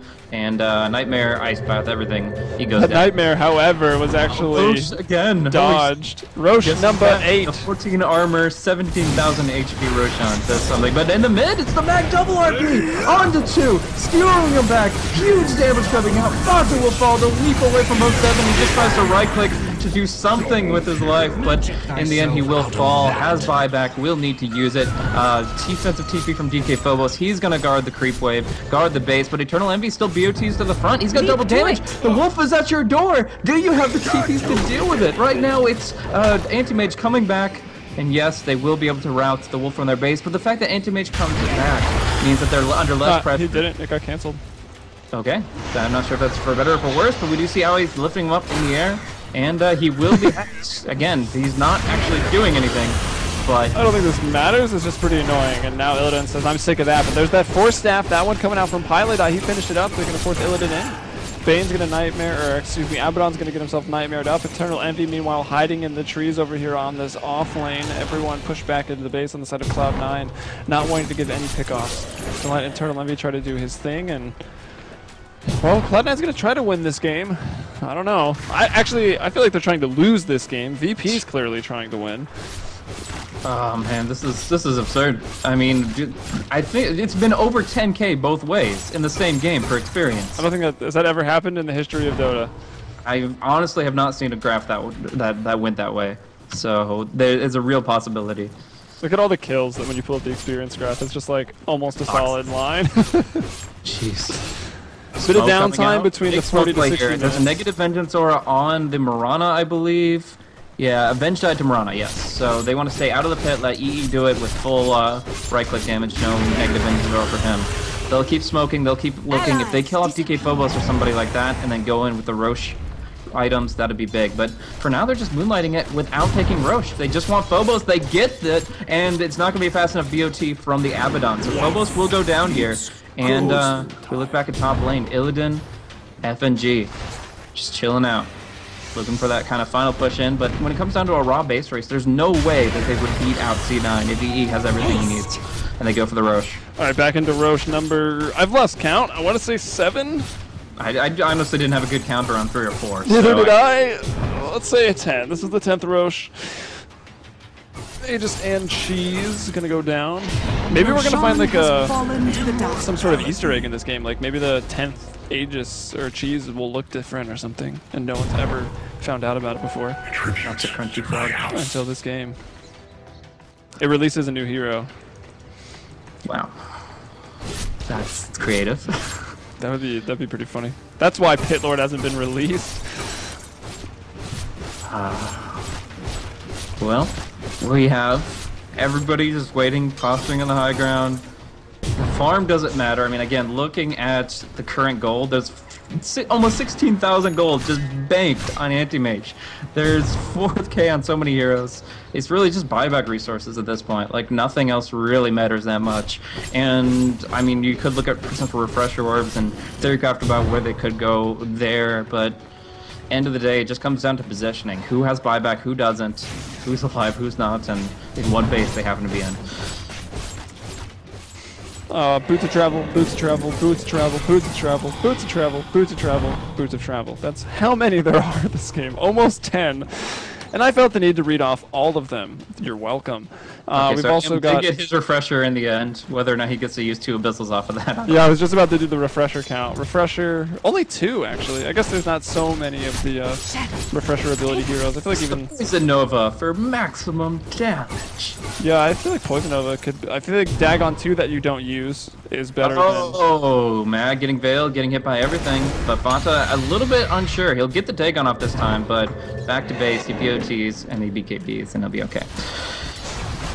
Still, yeah, there are 2 people without BOTs on Cloud9. There's 1 person without BOTs on VP Polar. It's the Vengeful Spirit. And when it comes down to it, there's a lot of Blink Daggers too. There's 4 Blinks on the side of C9. There are 3 on the side of VP Polar. And then 1 Hex versus 2. With C9 having the advantage. So, yeah, it's a crazy fucking game, but at this point, there's nothing that really digs you out of what the state of affairs. Like, this is... I would consider it like the Cold War era, like nuclear missile standoff. Both teams have a crazy amount of potential damage they could unleash in full force, but if they do, they risk it being thrown at them and their base. So right now it is really a full stalemate between the 2 sides, and just kind of gradually approaching for multiple fronts until takeoff occurs. Smoke a Deceit status, that would be actually interesting to look at. 1 in stock in the Dire shop, 0 in stock in the Radiant for 3 minutes. And as far as I can tell, none on the heroes, and none on the couriers. So Cheese is actually on the courier, that's interesting to note. Yeah, I mean, dude, this late in the game, like your supports are getting 6 slotted. Not quite, but actually Yule's Blink, Medallion, Shred. So you got 4 cheap slots for the Vengeful Spirit. She's not doing too bad. Bone 7 got an MKB. Oh, this should be a kill. Oh, the Moonlight Shadow to initiate and try to find a kill. They're going to go on Phobos right now. He does have buyback right now, so even this is not going to be really ending the game, but it's a start for C9. And now you come in with the Mag, the Skewer. Finally Die's actually going to dodge the Skewer, and Anti-Mage is going to jump straight onto him right now. Bone 7's going to do what he can, but Illidan is just going to kill everybody. Envy just running straight in for the throne, but there's still a glyph. And there's people here. Okay, actually Fada and Jakiro and Lycan are all here. Everyone's got to run back. Lil's dead. Anti-Mage is here though, and Radiant's Ancient is under attack. he's probably going to kill Fada as well. We'll get Yule's up here. I think that's AUI throwing him up in the air, maybe an Ice Path as well, but Illidan is just running after him. And he's going to bring him down. He's unstoppable, and C9... They just can't get onto that Ancient whatsoever. They didn't even have to use the glyph right there. Yeah. It's also, as far as those that didn't catch it, the Magnus, he blink forced, then refreshed to blink back in. And while that's really cool, having 2 RPs versus 1 that didn't even save the Brewmaster, it definitely wasn't what they needed there. The Brewmaster still dies, and just getting there a moment faster doesn't really change the state of affairs. So the refresher with buyback as well. Yeah, that's the thing. Like, his buyback, his second life was the important one, not the first. And yeah, the Brewmaster, the Magnus going for that. Yes, he got in there quick, but I think it was a mistake to use the refresher that way. In either case, they've taken down 2. They want to force at least 1 to buy back, so Illidan's on the front lines here, destroying these Mega Creeps so very quickly. But he's about to break 20,000 gold. Yeah, 20k current gold, 55,000 net worth. Dyer's still have me top looking tower for is under 100 attack. last hits. Dyer's Tower's going down. Cloud9, I mean, they're not going to get any stronger. Like, they can't do anything. Unless Virtus Pro screw up at this point, like, Cloud9's not going to hit the throne. top tower has I don't know, fallen. like, you would think the team with that is going up against an undefended Ancient would have the advantage here, but VP Polar has stuck in it to win it since, like, the 40-minute mark, and they've just been climbing steadily.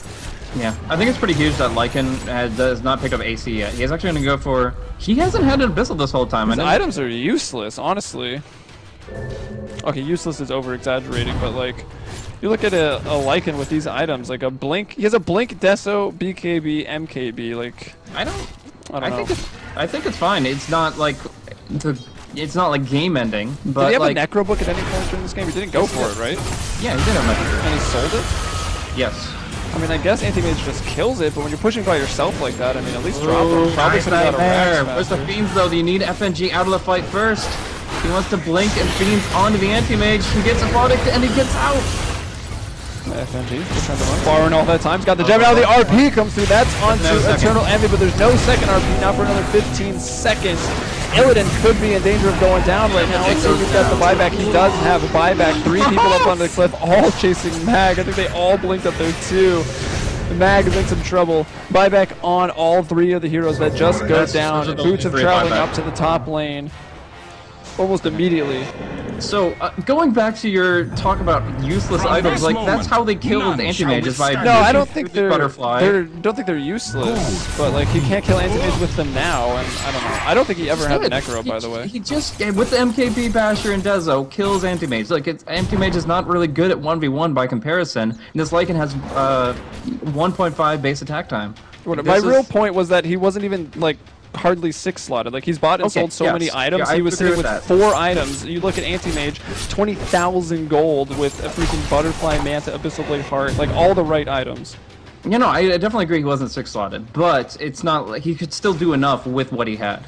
And he still had room for progression as well, which is all good. Eternal Envy going in with the shapeshift, blinking right onto TK Phobos. Huge kill if they can pull that off. He does get bashed, but he gets a split, and this is a lot of time wasted for EE. They're backing up, forced 2 buybacks, 1 on Mag, 1 on Abaddon, but end of the day, the game is still afoot.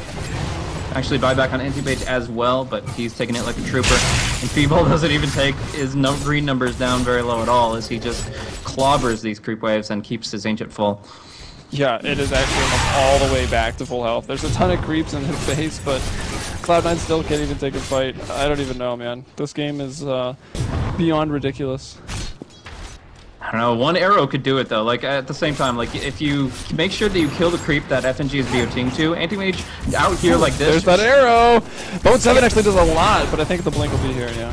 Yeah, no, it has to be a 2v1 situation, but in that situation, like, it would be insane. That's why I was calling out, because I saw Bone 7 moving, but I was expecting a BOT. I was expecting maybe Lycan to jump in or something, but it doesn't happen. He still doesn't have that Abyssal Blade, and still has to save before his buyback, right? Yeah, he still has it. And his unreliable gold count is 3,500, so and that means only 1263 is reliable. Alright, moving on across the map. Why is he still farming? Can you tell me? Why is Illidan, like, he could just stand still? That's big numbers. I mean, obviously you want to push the waves, but Ancients, Yes. really? I know, I called it earlier. The farming Ancients is not his job. Do you think there's a way to kill the Abaddon here? Like, obviously he doesn't have buyback, so he was killed very recently, but is there a way to actually, like, in a, like, not full 5v5, but let's say a 3v3 or something where it breaks out on the sidelines, is there a way... What has that been at? Yeah, I mean, you go through the borrowed time, wait it upgrade out. your Dagon and freaking kill him.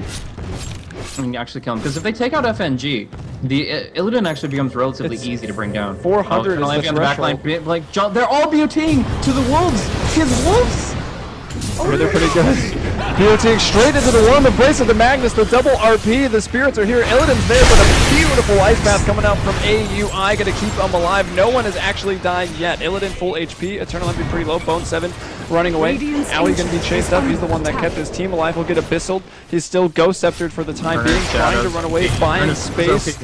Creeps pushing into the bottom lane right now, the Megas, Fata's gonna fall, he's no longer having any more fun. Earth of Shadows is fucking broken, dude. That's like the one of the 6 slot items you should have. I mean, your support. I feel like if you don't have an urn in a game with Dota, like your team has played so incorrectly. But it just the canceling the blink dagger there, like it's getting so many kills. This is the 3rd time that somebody has died because they can't blink because of urn. It's so good. But anyways, I love that play from Cloud9. This cheeky triple BOT to invisible wolf strat. Just suddenly the entire team onto DK Phobos. It was so smart, but Mag was there with the quick reverse polarity and ×2. They didn't actually get that much damage from the anti-mage because first he wasn't empowered, and then when he got in, a great ice path and hex coming out from Aoi 2000. So they do keep Illidan out and keep them from being wiped, but that literally could have been the game right there. This is so intense. I think a lot of things could have been the game right there. 66-53. Let's take another look at the glorious avant-garde gold graph. Yeah, actually, I think the experience one is even more ridiculous. Going down from what, 12,000 to 11,000. For half of that magnitude. Yeah, I don't think so. We got a lot of people watching right now. Anyone seen anything like that? Type yes in Twitch chat if you've seen a graph that goes to 10,000 on both ends. Meanwhile, Manta Illusions bringing down some racks. Goku working on that. He needs to power up, dude. He needs to hit Super Saiyan 3. More. I mean, this has been the length of like 5 Dragon Ball Z episodes. How has he not charged the Spirit Bomb? Like, seriously, answer me that question. Twitch chat, we need more Spirit Bomb. What the fuck are you guys doing? Holy crap, this game is insane. I'm just trying to think of like where's the next piece of the puzzle. The Geometry Sight Vision, like if we look at Observer Wards, it's just kind of spread intermittently. There's one in mid lane, there's one on top lane, seeing the split push, seeing the rat plays. Illidan will be caught inside the Nightmare first and foremost. FNG taking that off immediately. They need to get dual disables out. They need hex arrows and they need Nightmare Queen script. They need to make sure that these are all covered up so that FNG can't shield the AM and they can just kill him in the duration of one of those. Eternal Envy is getting pretty close to the buyback with the Abyssal Blade. He goes towards the secret shop now. He won't quite buy it, but the Blink Abyssal Blade. It was the answer in the last game, which was almost 2 hours ago at this point. Oh god! Don't even remind me of that fact. We saw it with it was Sven with the Blink, Stormhammer, Abyssal, and it was also Broodmother with the Blink and Abyssal Blade. It was what got them the victory. Or that was even 2 games ago. So probably more. Sven didn't have a Blink, but you're absolutely correct. Yeah, whatever. I mean, Abyssal Blades are good. Let me go down finally getting towards one. Phobos. Gonna be sheeped up. Another good swap. Another good ice path as well by AUI to hold him in place. The Boots of Travel coming in. Not going to allow it, but Mag gets in anyways. TPing in the nick of time. Spirit Bomb is going to get RP'd up by Mag once more. Shockwave will miss, but it doesn't matter. Another RP here. Another Shockwave to throw out afterwards. And the Refresher. EE goes down. Buyback on them both. Down for 100 seconds, but I'm sure that buyback will be forced. Meanwhile, Anti-Mage wasn't even in that fight. He's pushing out the creep waves. Team fight not done yet. Fada is going to jump in. Pylai die as well. Who do they bring down? They brought down the Venge. And here's the buyback. Lycan now in here, into the fray. 20 seconds on his shapeshift, but they will bring down Phobos with a nice Fiend's Grip. Piranha focuses on that damage, brings him down. It's now 68-55. Buyback on Brew, but there is no Vengeful Spirit. Yeah, she's emanating the Vengeance Aura to Mirana. Bone 7 for 80 seconds is going to give them that negative 36 damage. So that's a pretty big deal. Let's get out of here, do something else. We want to push. But Fata actually pinned in back in the corner there, but he doesn't have a way to cancel TPs. With the Hex on cooldown, he actually doesn't have anything. And I think that's actually huge. He needs maybe a Yule's, I don't know, maybe a refresher. There needs to be more refreshers. Really, but I don't know. I mean, obviously, like the Dagon 2, I don't mind it because I think that there is a lot of value in just quickly taking somebody out before maybe an Abaddon can save their life or something. But end of the day, we still need. And it's good for Linken's popping too. But in the end, we need more ways to cancel TPs because people are disengaging too effectively. Still, you could definitely see how C9 wanted to play that last fight. They started engaging and they had the EE buyback. They wanted to use it offensively, and in doing so, they take the Roshan. But what do they do with the Aegis and the Cheese? Before it went to Eternal Envy, but he's starting to flesh out his item slots. So he picks up the Cheese. Is that his Link Dagger on the ground? Oh my god. Yeah, it is actually. I think he's had 12 different items throughout this game. Like, I don't know, it's funny, but he's finally getting close to it. The Cheese, and he's gonna pick up the Aegis. Oh my gosh. Good thing it wasn't sniped. Look at all these TPs. There's like a trail of TPs. Like, ooh, a TP. A piece of candy. A piece of... Oh no, Lycan. Okay, so Pylai picks up the Aegis and EE gets his blink back. I was gonna be surprised if he left it there. It's just so clutch being able to jump in. Yeah, the blink seems better. With your full potential. It's also really important for breaking the throne because they have to catch him off guard. Nice ward up here. We didn't really get to talk about it, but at the bottom of the map there is a ward on the high ground that won't be dewarded easily. Very important when there's a lot of, well, no more Necros, but there are gems and stuff flying about. I'm still not convinced there ever was a Necro, because he went Medallion into... I don't even know at this point. Beta, gonna get jumped on, brought down rather quickly. That's the Abyssal Blade from Illidan getting it. Illidan is 31-9. Almost half of his team's kills, and they've almost got 70 kills, saying something. And he got off to a slow start, too.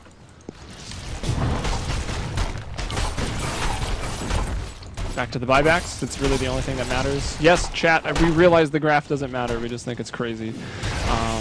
Anyways, buyback on The Antimage, buyback on the Magnus, buyback on the Brew, Morana,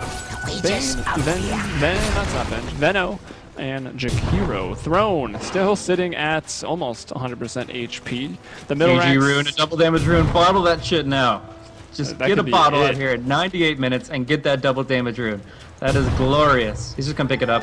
That's fine too. Damage. At least it's not in the enemy's hands, but it's so awesome to bottle that shit up. Unfortunately, Illidan is 8,000 slotted with 21.8k gold stashed up here. This guy could buy another Ancient, like... That's... Nice rock At this point, just get some peons, 20,000 gold, some give me a wisps, second king in chess. and build another Tree of Life. Like, come on. Fuck.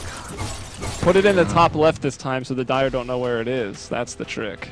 Yeah. Oh, have you ever had Warcraft 3 played Night Elf and started losing, and then you like BM somebody by just uprooting your Tree of Life And then moving it. It has the ability to eat through the tree line, so you just dig a tunnel into the forest. They have to buy flying units to find it. I didn't play Warcraft 3 very much. Only a couple times against my friends, and we were both very, very bad. Well, We had to I'm like sure farm and stuff. It was you weird. control his, I'm guessing he can't micro his wolves. I mean, is that a game bug or is that just? Anti-mage bought everybody TP. Oh, that's why. Is that why there's like 100 TPs laying all over the place? I think all the Roche Pit TPs are probably C9s, and they've left 1, 2, 3, 4, 5. The thing is, there's only one hero in the game that doesn't have BOTs. He felt bad for Lil. He said, "Don't worry about buying any more scrolls," and he gave them all of the scrolls he could possibly need.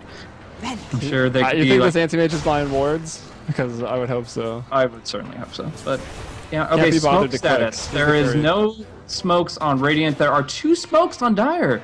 Couldn't Cloud9 do something with that? I mean, I know they've been using the Moonlight Shadow, the BOT plays, but I feel like something could happen with these smokes. I mean, they're a creative bunch. They could even solo smokes for whatever Aui's doing down bottom. Does force Mag's BKB. It's only a minute cooldown, and yeah, he'll just walk away. Mag, by the way, going for his Hex, but doesn't want to buy out. Oh, midnight Twilight Die getting abyssaled. He will almost be mana voided down, but he actually gets away, and he does still have an Aegis. Odd enough to say. Now Illidan in the base. Where's Abaddon? He needs to keep him up. Yeah, they just blink out. Now, gonna see down bottom, there is gonna be an attempted RP, but he gets healed up and he'll be forced back.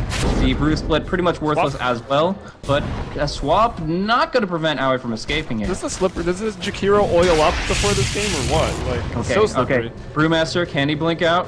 Can he blink out? No, he gets scaled. Dire's He doesn't have a blink middle anymore. No, he sold the blink, so no, sold he the cannot blink blink dagger. out. He's Fiend's dead. Grip, lots of damage, physical coming in from Bone 7. He BKB's up, gets the Fiend's Grip, no Abaddon to save him, he'll be down. But, guess what, guys? He's got a buyback. Yeah, only one really lacking that's of huge importance is the Lycan. Yeah, even Abaddon minute to an on that. extent. Yeah, I mean, those are important. Don't get anybody having buyback in this game is relevant, but the really important ones, they're waiting on buyback from Eternal Envy. 1 minute. And that means, as it stands, he's still not able to pick up an Abyssal Blade, which kind of important. Invisibility. Like, if they had the Abyssal right now, I think they'd be in a game-winning position.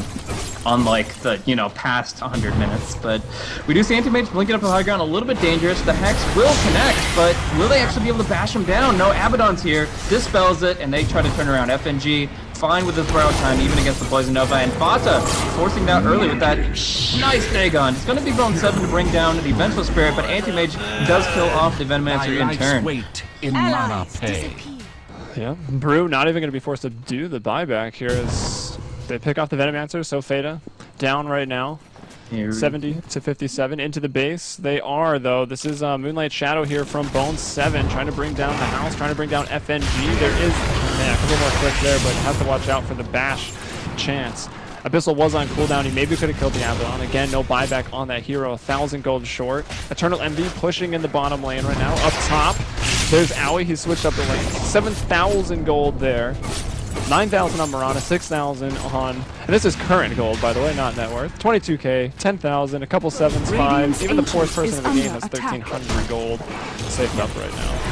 Now, reminder that buyback it has a factor of time as well as levels. So in this case, everybody's buyback is extremely expensive. Like everybody's level 25, of course, but it's also 2,500 gold to buy back in this game, and it's reliable gold, which is kind of scarce when all the towers are dead, and we haven't seen enough kills recently. 100 minute, yeah. Chat's on the spam. We are indeed over 100 minutes, 103 in fact, and we're going to be looking for 9 Roshans, 8 Roshans. Somebody's got any idea? It's some massive number. I'm sure someone somewhere is keeping track. We'll probably see the information. Don't you dare later. take that DD rune, Pilot Eye. Do it, Pilot Not Eye. even fool. Give it to. I mean, Marana's got pretty good agi game at this stage in the game. 2.75 per level. So at level 25 with this butterfly, she is kind of in carry mode. Not the hardest carry, of course. Doesn't stand up to anti-mage or Lycan here, but it's not bad. It certainly is not. Eternal Envy, debuting to the mid lane. Big commitment here. The fortification is up on the Radiant Throne, but they're just forcing defensive play so that they can go into DK Phobos easily. And there is no aquatic shield. He's going down. A free kill for them, though he will have buyback. Story of the game. He dies! But he does have Important to buyback. note, it's still, I'll say for the next 20 No, I'm minutes. going to say it too. It's the only thing that matters. Fada's in trouble, but he gets off a good Poison Nova. But again, it's the swap from Little that sets it all up. Another kill there. Fada dies, but he does have buyback. Where's that? Where's the Necrophos? That was clearly the pick this game. 21 sentries on Lil, because again, he doesn't need. He appreciates the carry supporting him. That's what happens in the ultra late game. Who would have thought the carry becomes the support so that the support can become the carry? It's pro Dota. It's not just that they have a courier and a flying courier purchased 3 minutes into the game. It's the fact that the carry buys the wards. I'm surprised we don't have a bunch of... If I was in this game, or any game going this long, I would have just bought like 100 couriers and put them on follow in an endless circle with shift Qs, so they were just running around in a circle on the map for 20 Might minutes. stop somebody. If it takes one right click away from the ancient, it's worth it. Yeah, right? Just around. Pipe the pans, man. Alright, so Refresher did come out for Jakiro here. He got Radiant's Blink, Ancient Force, is Hex, under Eels, BOTs. Alright. You can go double Macropyre, some more Ice Path. Like, you can't TP away from him. How is this Dagon only level 3? Like, what? Fonta's died 17 I'm times. still really upset. He's died 17 about the times. Dagon. It's my only quarrel with this entire game is that Dagon and the fact that he didn't use it that one time. Like 40 minutes ago, at Yes, least. PJ Salt, dude. And it still probably didn't even have the kill. Like, I don't know. It would have. He lived with like 1 so. HP. I don't think so. He had BKB. That's true, yeah, might not have done the first. Whatever. Alright, so when's Roche respawn? I don't know, man. Let's look. got- We should just cover the camera there. A minute and a half. Yeah, not too much longer there. Oh, this is a Let's beautiful game. guess the HP. Do you think Roche is going to be at 20k? I think 18,000 sounds about right. Yeah, I don't think he's going to quite get to 20 yet, but he might. This game has been stalemated since I don't know, dude. Like honestly, like 40 minutes in, definitely at 50. So for Oh, about there we 50 go. minutes. This is where it starts. Oh yeah. Who cares if your base damage is low if you're buying rapiers? That's the way to turn Mirana into the carry.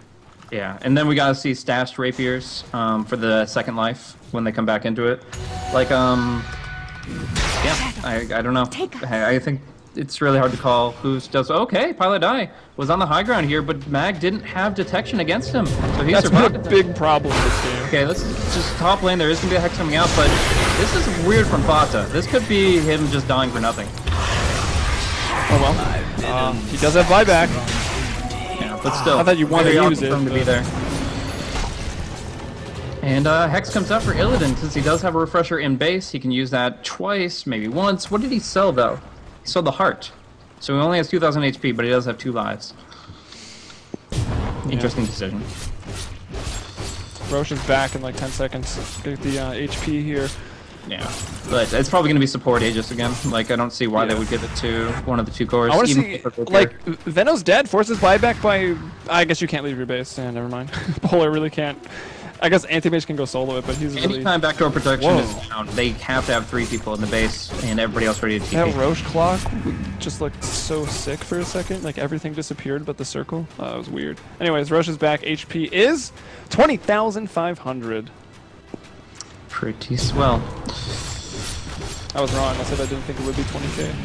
Yeah, but there you go. I don't know. Do you think Roche at this point? No knowledge of Dota. I have. That's a page torn out. I have no idea how Roche scales. Yeah, neither do I. This change. Do you think Roche has buyback?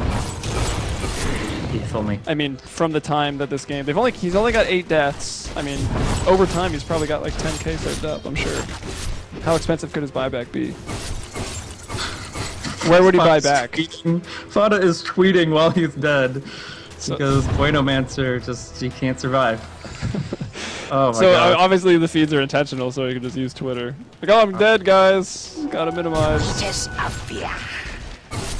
Nightmare. Alright, we do see Lil getting This is a big kill. This Ven just caused them a lot of problems, to be honest. But Mag, again, it's just a space. He can skewer this and maybe get another RP. Oh no, that was actually the second one. He had already refreshed it. There's the BKB now coming up. Lycan's going to run in here, but Illidan shows up. There's the Hex. Lycan's so speedy, going to run away. And FNG and Illidan standing together. Can anything even stop them? Remember, don't forget the Rapier. If Bone 7 dies here, this is all going to be for nothing. He's down. Divine Rapier on the deck right now, getting pinged out by the support. The Venge probably calling the shots from the grave. Veda abyssaled up. He's getting prepped to send some more tweets. He's about to be sent to the grave. And they're going to let him go, or the Nightmare there from the Bane is going to keep Illidan a little slow, and they'll only get 1 kill on the Morana. But guess what? The Rapier's still on the ground. They didn't see it, or they didn't. No, they pinged it. Venge was pinging it. They just don't have the slots, or they forgot about it, or what? I don't know who was pinged. Pilot died. Pilot died. What is going on? It was pinged out. Yeah, Look, you're right. Allies, Venge, Divine Rapier dropped here. Yeah. Certainly they're on TeamSpeak or something, screaming at each other. I don't know. Maybe it's just heat of the moment. They're like talking about the next thing. But either way, I would put it on the Abaddon in this situation, by the way. Give him some right click. He has the borrow time, so he's not going to feed it away immediately. And the Antimage, I don't think it's an ideal slot for him compared to what he currently has. But, you know, it's hard to call. Either way, it's still in the hands of Cloud9. That's a pretty big deal. Up top, it is going to be the jump initiation. Whoa! Wowie! Going just too far in, and the big deal here is this observer ward on the high ground to the west of it. They can see him, they can jump him, they can find the opening, and he won't be able to do his quick trigger finger blink when they already have pretty much in their reticule. Never in my life would I have dreamt of saying the 110-minute Vladimirs on Abaddon has been completed, along with the 110-minute Assault Cuirass on Lycan. I think it's just a little late from their average timings, but I'm not positive. We don't have a stats man. Look at the fucking experience graph right now. It is 0. The chat's gonna rage if I open that graph again. Meanwhile, Pyle die. I guess would it always go to 0 because of how yeah, because everyone hits 25, right? It has to even out eventually.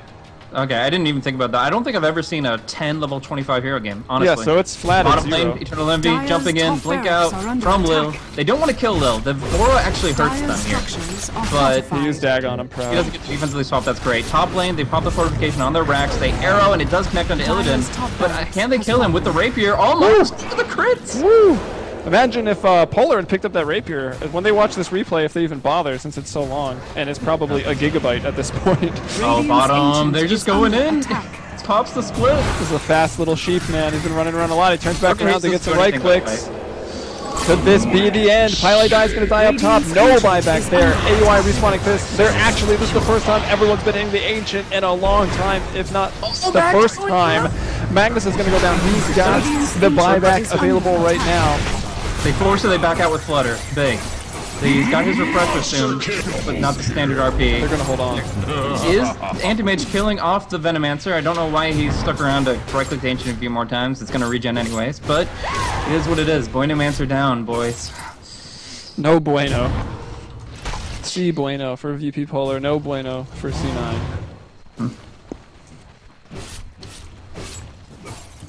So the experience graph is just going to be literally 0 for the rest of the game. The gold graph, again... I wasn't sure if like they'd still get experience and it would just go past 25. I've always actually wondered that, so we've got our answer. Experience per minute is going down constantly, right? Like if you look at the chart. Yeah, well, I've never seen that before, like... You know what, I agree with you. It's actually an interesting thought experiment. Like, you can probably do it in a bots game, but I've just never bothered. I didn't think they would have bothered. I guess the programming just worked out to where, you know, it just fills up and then no one gets anymore. But yeah, everyone down to... you know, Anti-Mage with 290 experience per minute just carrying this game. I actually don't like the fact that it keeps going down because I think that... Yeah, you lose kind of some information there. It should go at level 25, what your experience per minute has been up to that point, and it should freeze it. EE under the Observer Ward at Legendary... I think this game, in our cast, we'll get that change into the game. Nice. Reddit. You're on. Do it. Yeah. Oh, Missile Blade does not want to kill the Venge. We'll lose so much damage. 5,200 gold, so you know he's got buyback. That's the more important thing, more than anything else. Illidan gets the Missile Blade off. EE going down. Oh, big Mana Void. Guess what? Thou payest dear. Of course, but I guess we should say what they don't have buyback. Let's just shut up about them having buyback and say they don't have buyback. Oh, that's more fun. Alright, fine. I can agree to that. Bane responds. He did not have buyback. Okay, so in the base there's a BKB chilling. I guess that... I don't know. This game is so scrambled in my head. I don't know where... I don't even, like, remember the lanes. I guess I'm gonna be honest. Alright, Antimage is gonna find out AUI! The slippery Jakiro. Mag is here. Not gonna use the RP for that. The Shockwave will do it. I'm gonna look at the kills real quick. 38 on Antimage, 16. And they're pushing up the middle lane right now. Force 2 buybacks here. That's pretty huge. Roche is up, by the way. Oh. No one's gone for the 21,500 HP Roche. Yeah, so... 18 armor, hits for over 350, and there's a second Divine Rapier. Are they both on the same, though? Is he slotting one? Yeah, I think he's stashing one. Yeah, I mean, why not? I feel like Anti-Mage should just have a whole stash filled with... Like, how baller is that? To say you played in a official match and had a stash full of rapiers? Because Anti-Mage could do it and, like, still have buyback. His current gold is pretty baller. Although he is a support now, so I guess he's buying wards.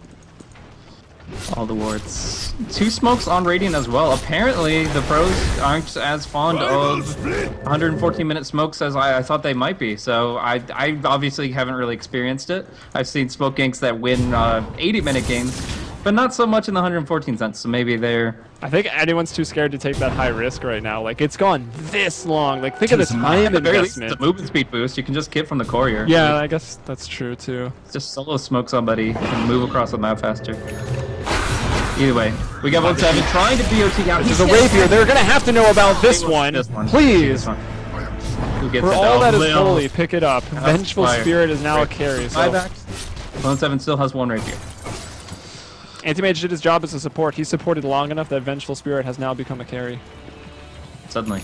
That is true meta. Power doesn't enhance this item, but I guess that would be pretty OP. Alright, the smokes are purchased. Onto the courier. Oh, the Cloud9. Dusky the Husky. Look at the base! Look at the dire base! Gem, gem, gem. Gem, gem, gem. That's not the dire. I am drunk. I need to go home. Yeah. So they're gonna go for a smoke plus Moonlight Shadow. They're going in. Good flank here. They have to get the Abaddon down. Or Hex the Abaddon, Nightmare the Abaddon, and done it! But Illidan has not died in that time. There's also the defensive play, but you gotta be careful jumping in as little. You've got the rapier. They're gonna kill Bone 7 again. Did he pick up the other rapier? Is it on the ground? I can't even tell. There's too much going on. Yeah, it is down in the trees. Mag was purple as well. Couldn't quite tell. Meanwhile, double kill. He will bring down the Anti-Mage, but Anti-Mage bot back. Boots of travel right in, still fighting the bashes. The Mana Void's gonna do it. The Lycan is dead again. He does a buyback. Mirana does it and just fed 2 rapiers right now. Yeah, so who are those on right now? Like, what the fuck? Nobody has rapiers. Cloud 7. I think he just left them. Like, there's one in the trees. Oh my gosh. Wait, where's Venge? He doesn't even have his either. They don't want to give them back, I guess is the thing. Yeah, so just die somewhere. Oh yeah, it's over here. Okay, so we got 2 rapiers on the ground. Not irrelevant to this game at all. Foxy goes for a gale play, misses it. Doesn't have a force staff to get out, but they're not worried about it at all. So we do see Illidan from the trees. The flank on Illidan, but Illidan's kill. If they kill Lycan, they win the game. Yeah, they definitely do. There is no buyback on Lycan for another 6.5 minutes. Fada getting it off the poison Nova. 5 hits and mega creeps. Yeah, that's all little. He should have kept the rapier, man. Nah, he's dead. He died. Whatever. FNG. There's a bash on the far side. They pistol him up. He's going down. He will come back in just a moment. This is down to the last moment. Will it kill the no buyback Anti-Mage, or will they kill the no buyback Lycan? For now, it's Abaddon to fall, and everybody is back to a stalemate. Fucking Dota 2. At what point do we just call it a draw? No points. Do we know what the longest game, competitive game? It would have been the TI3 game between, I believe, was it DKIG? No, it was IG and... No idea, but I would assume a Chinese team was in it, especially back in TI3 meta. It was maybe old DKIG? Yeah, I think that sounds right. What was it? 100. I thought it was like 109 or something. 136 or something like that. Oh, 136. Okay, just kidding. Way longer. It was 2 hours and like maybe 6 or 9 minutes. All right. Well, this has the potential to break the record. That's for sure. Definitely. This is just a BO1 group stage match. There is not millions of dollars on the line here.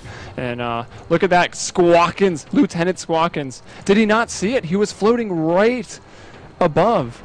And that was actually the Radiant Courier looking for that Divine Rapier. Couldn't find it. Now, Little Hardy. Oh, will actually just go pick it up. Okay, so they've got that Rapier back. The other one is still... It was down here. Did Marana go and... Yeah, Marana got hers back as well. I don't know why they didn't scramble a Courier in the middle of that team fight. And I don't... The Courier cannot pick it up. The heroes have to, I think. Oh, I don't know. I don't fucking play with Divine Rapier. Yeah, dude, I honestly... We're going to get flamed so hard, or at least I will. I don't know. I don't think Couriers can pick it up, so... Blink away. Fucking distracting them all game long. Yeah, that's definitely it. They can't pick it up. But even... And everyone's got so many other big items. They don't really want to drop it. I feel like Little could have maybe picked up both of them. Like, drop this Medallion of Courage. Armor's nice, but taking away both the Divine Rapiers is probably better. Roche goes down, and it doesn't take long.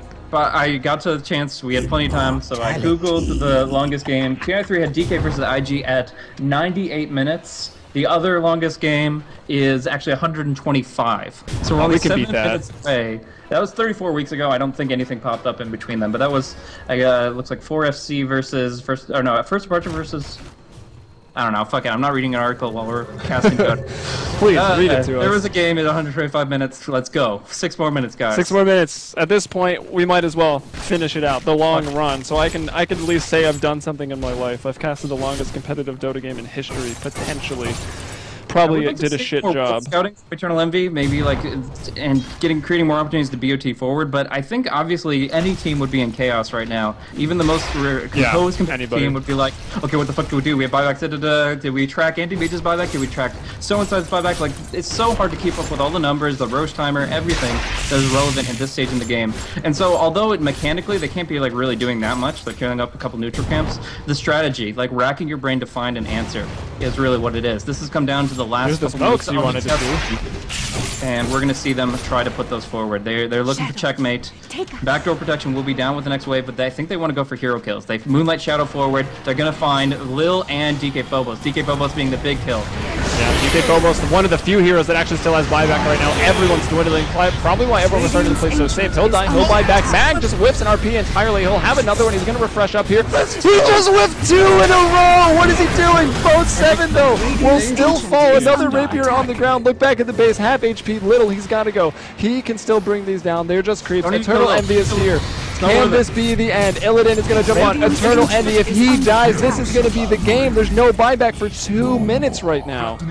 Holy shit, that just happened. Like, they went for the all-in on the throat. Oh my god, I feel so bad for Mag. Without Eternal Envy. Oh, Illidan's just going to go right at the mid lane. I mean, at this point, without Bone 7 being able to buy back, without Eternal Envy being able to buy back, all they can do is rats. All they can do is try to keep them on the defensive and they're on base, but Hour 2000, he gets caught out when doing so, and they do get the Yules. This is going to be him going down unless he blinks. Oh, it's his Yules.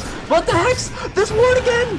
The ultimate ward, Envy fucking P ward. Owie can't rat it, which means they have the sands ticking down in the hourglass. 44 seconds left to get a right clicker on the table. And yeah, I mean, this is going to be BP Polar's chance. They have 40 seconds to get into the base, and even then they only have to face the Marana without any divines as far as I can see. Yeah, no divines. Yeah, she's no dropped secrets. like 5 divines. Oh, there's one. There's one in the base. Somebody picked it up. What? How? Look at all the gems. This is the most colorful base. Are they decorating for Christmas? Because that's what this game's all about.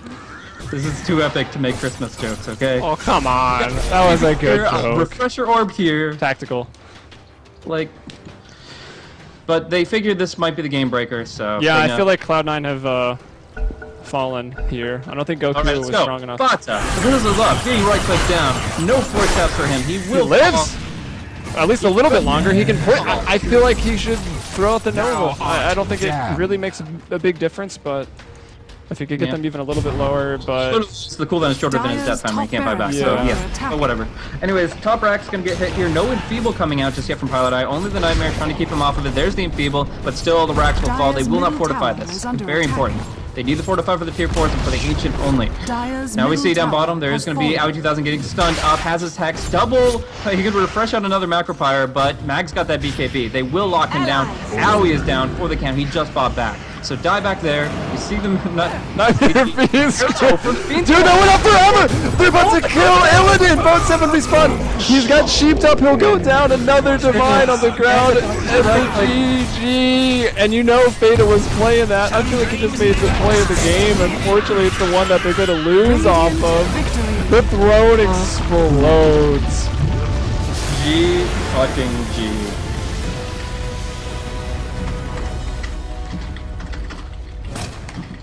Like, wow, I mean, how to wrap that up? That was a 2-hour game with a very long pause at the end. But in the end, it is going to be Anti-Mage to My prove thanks. himself the top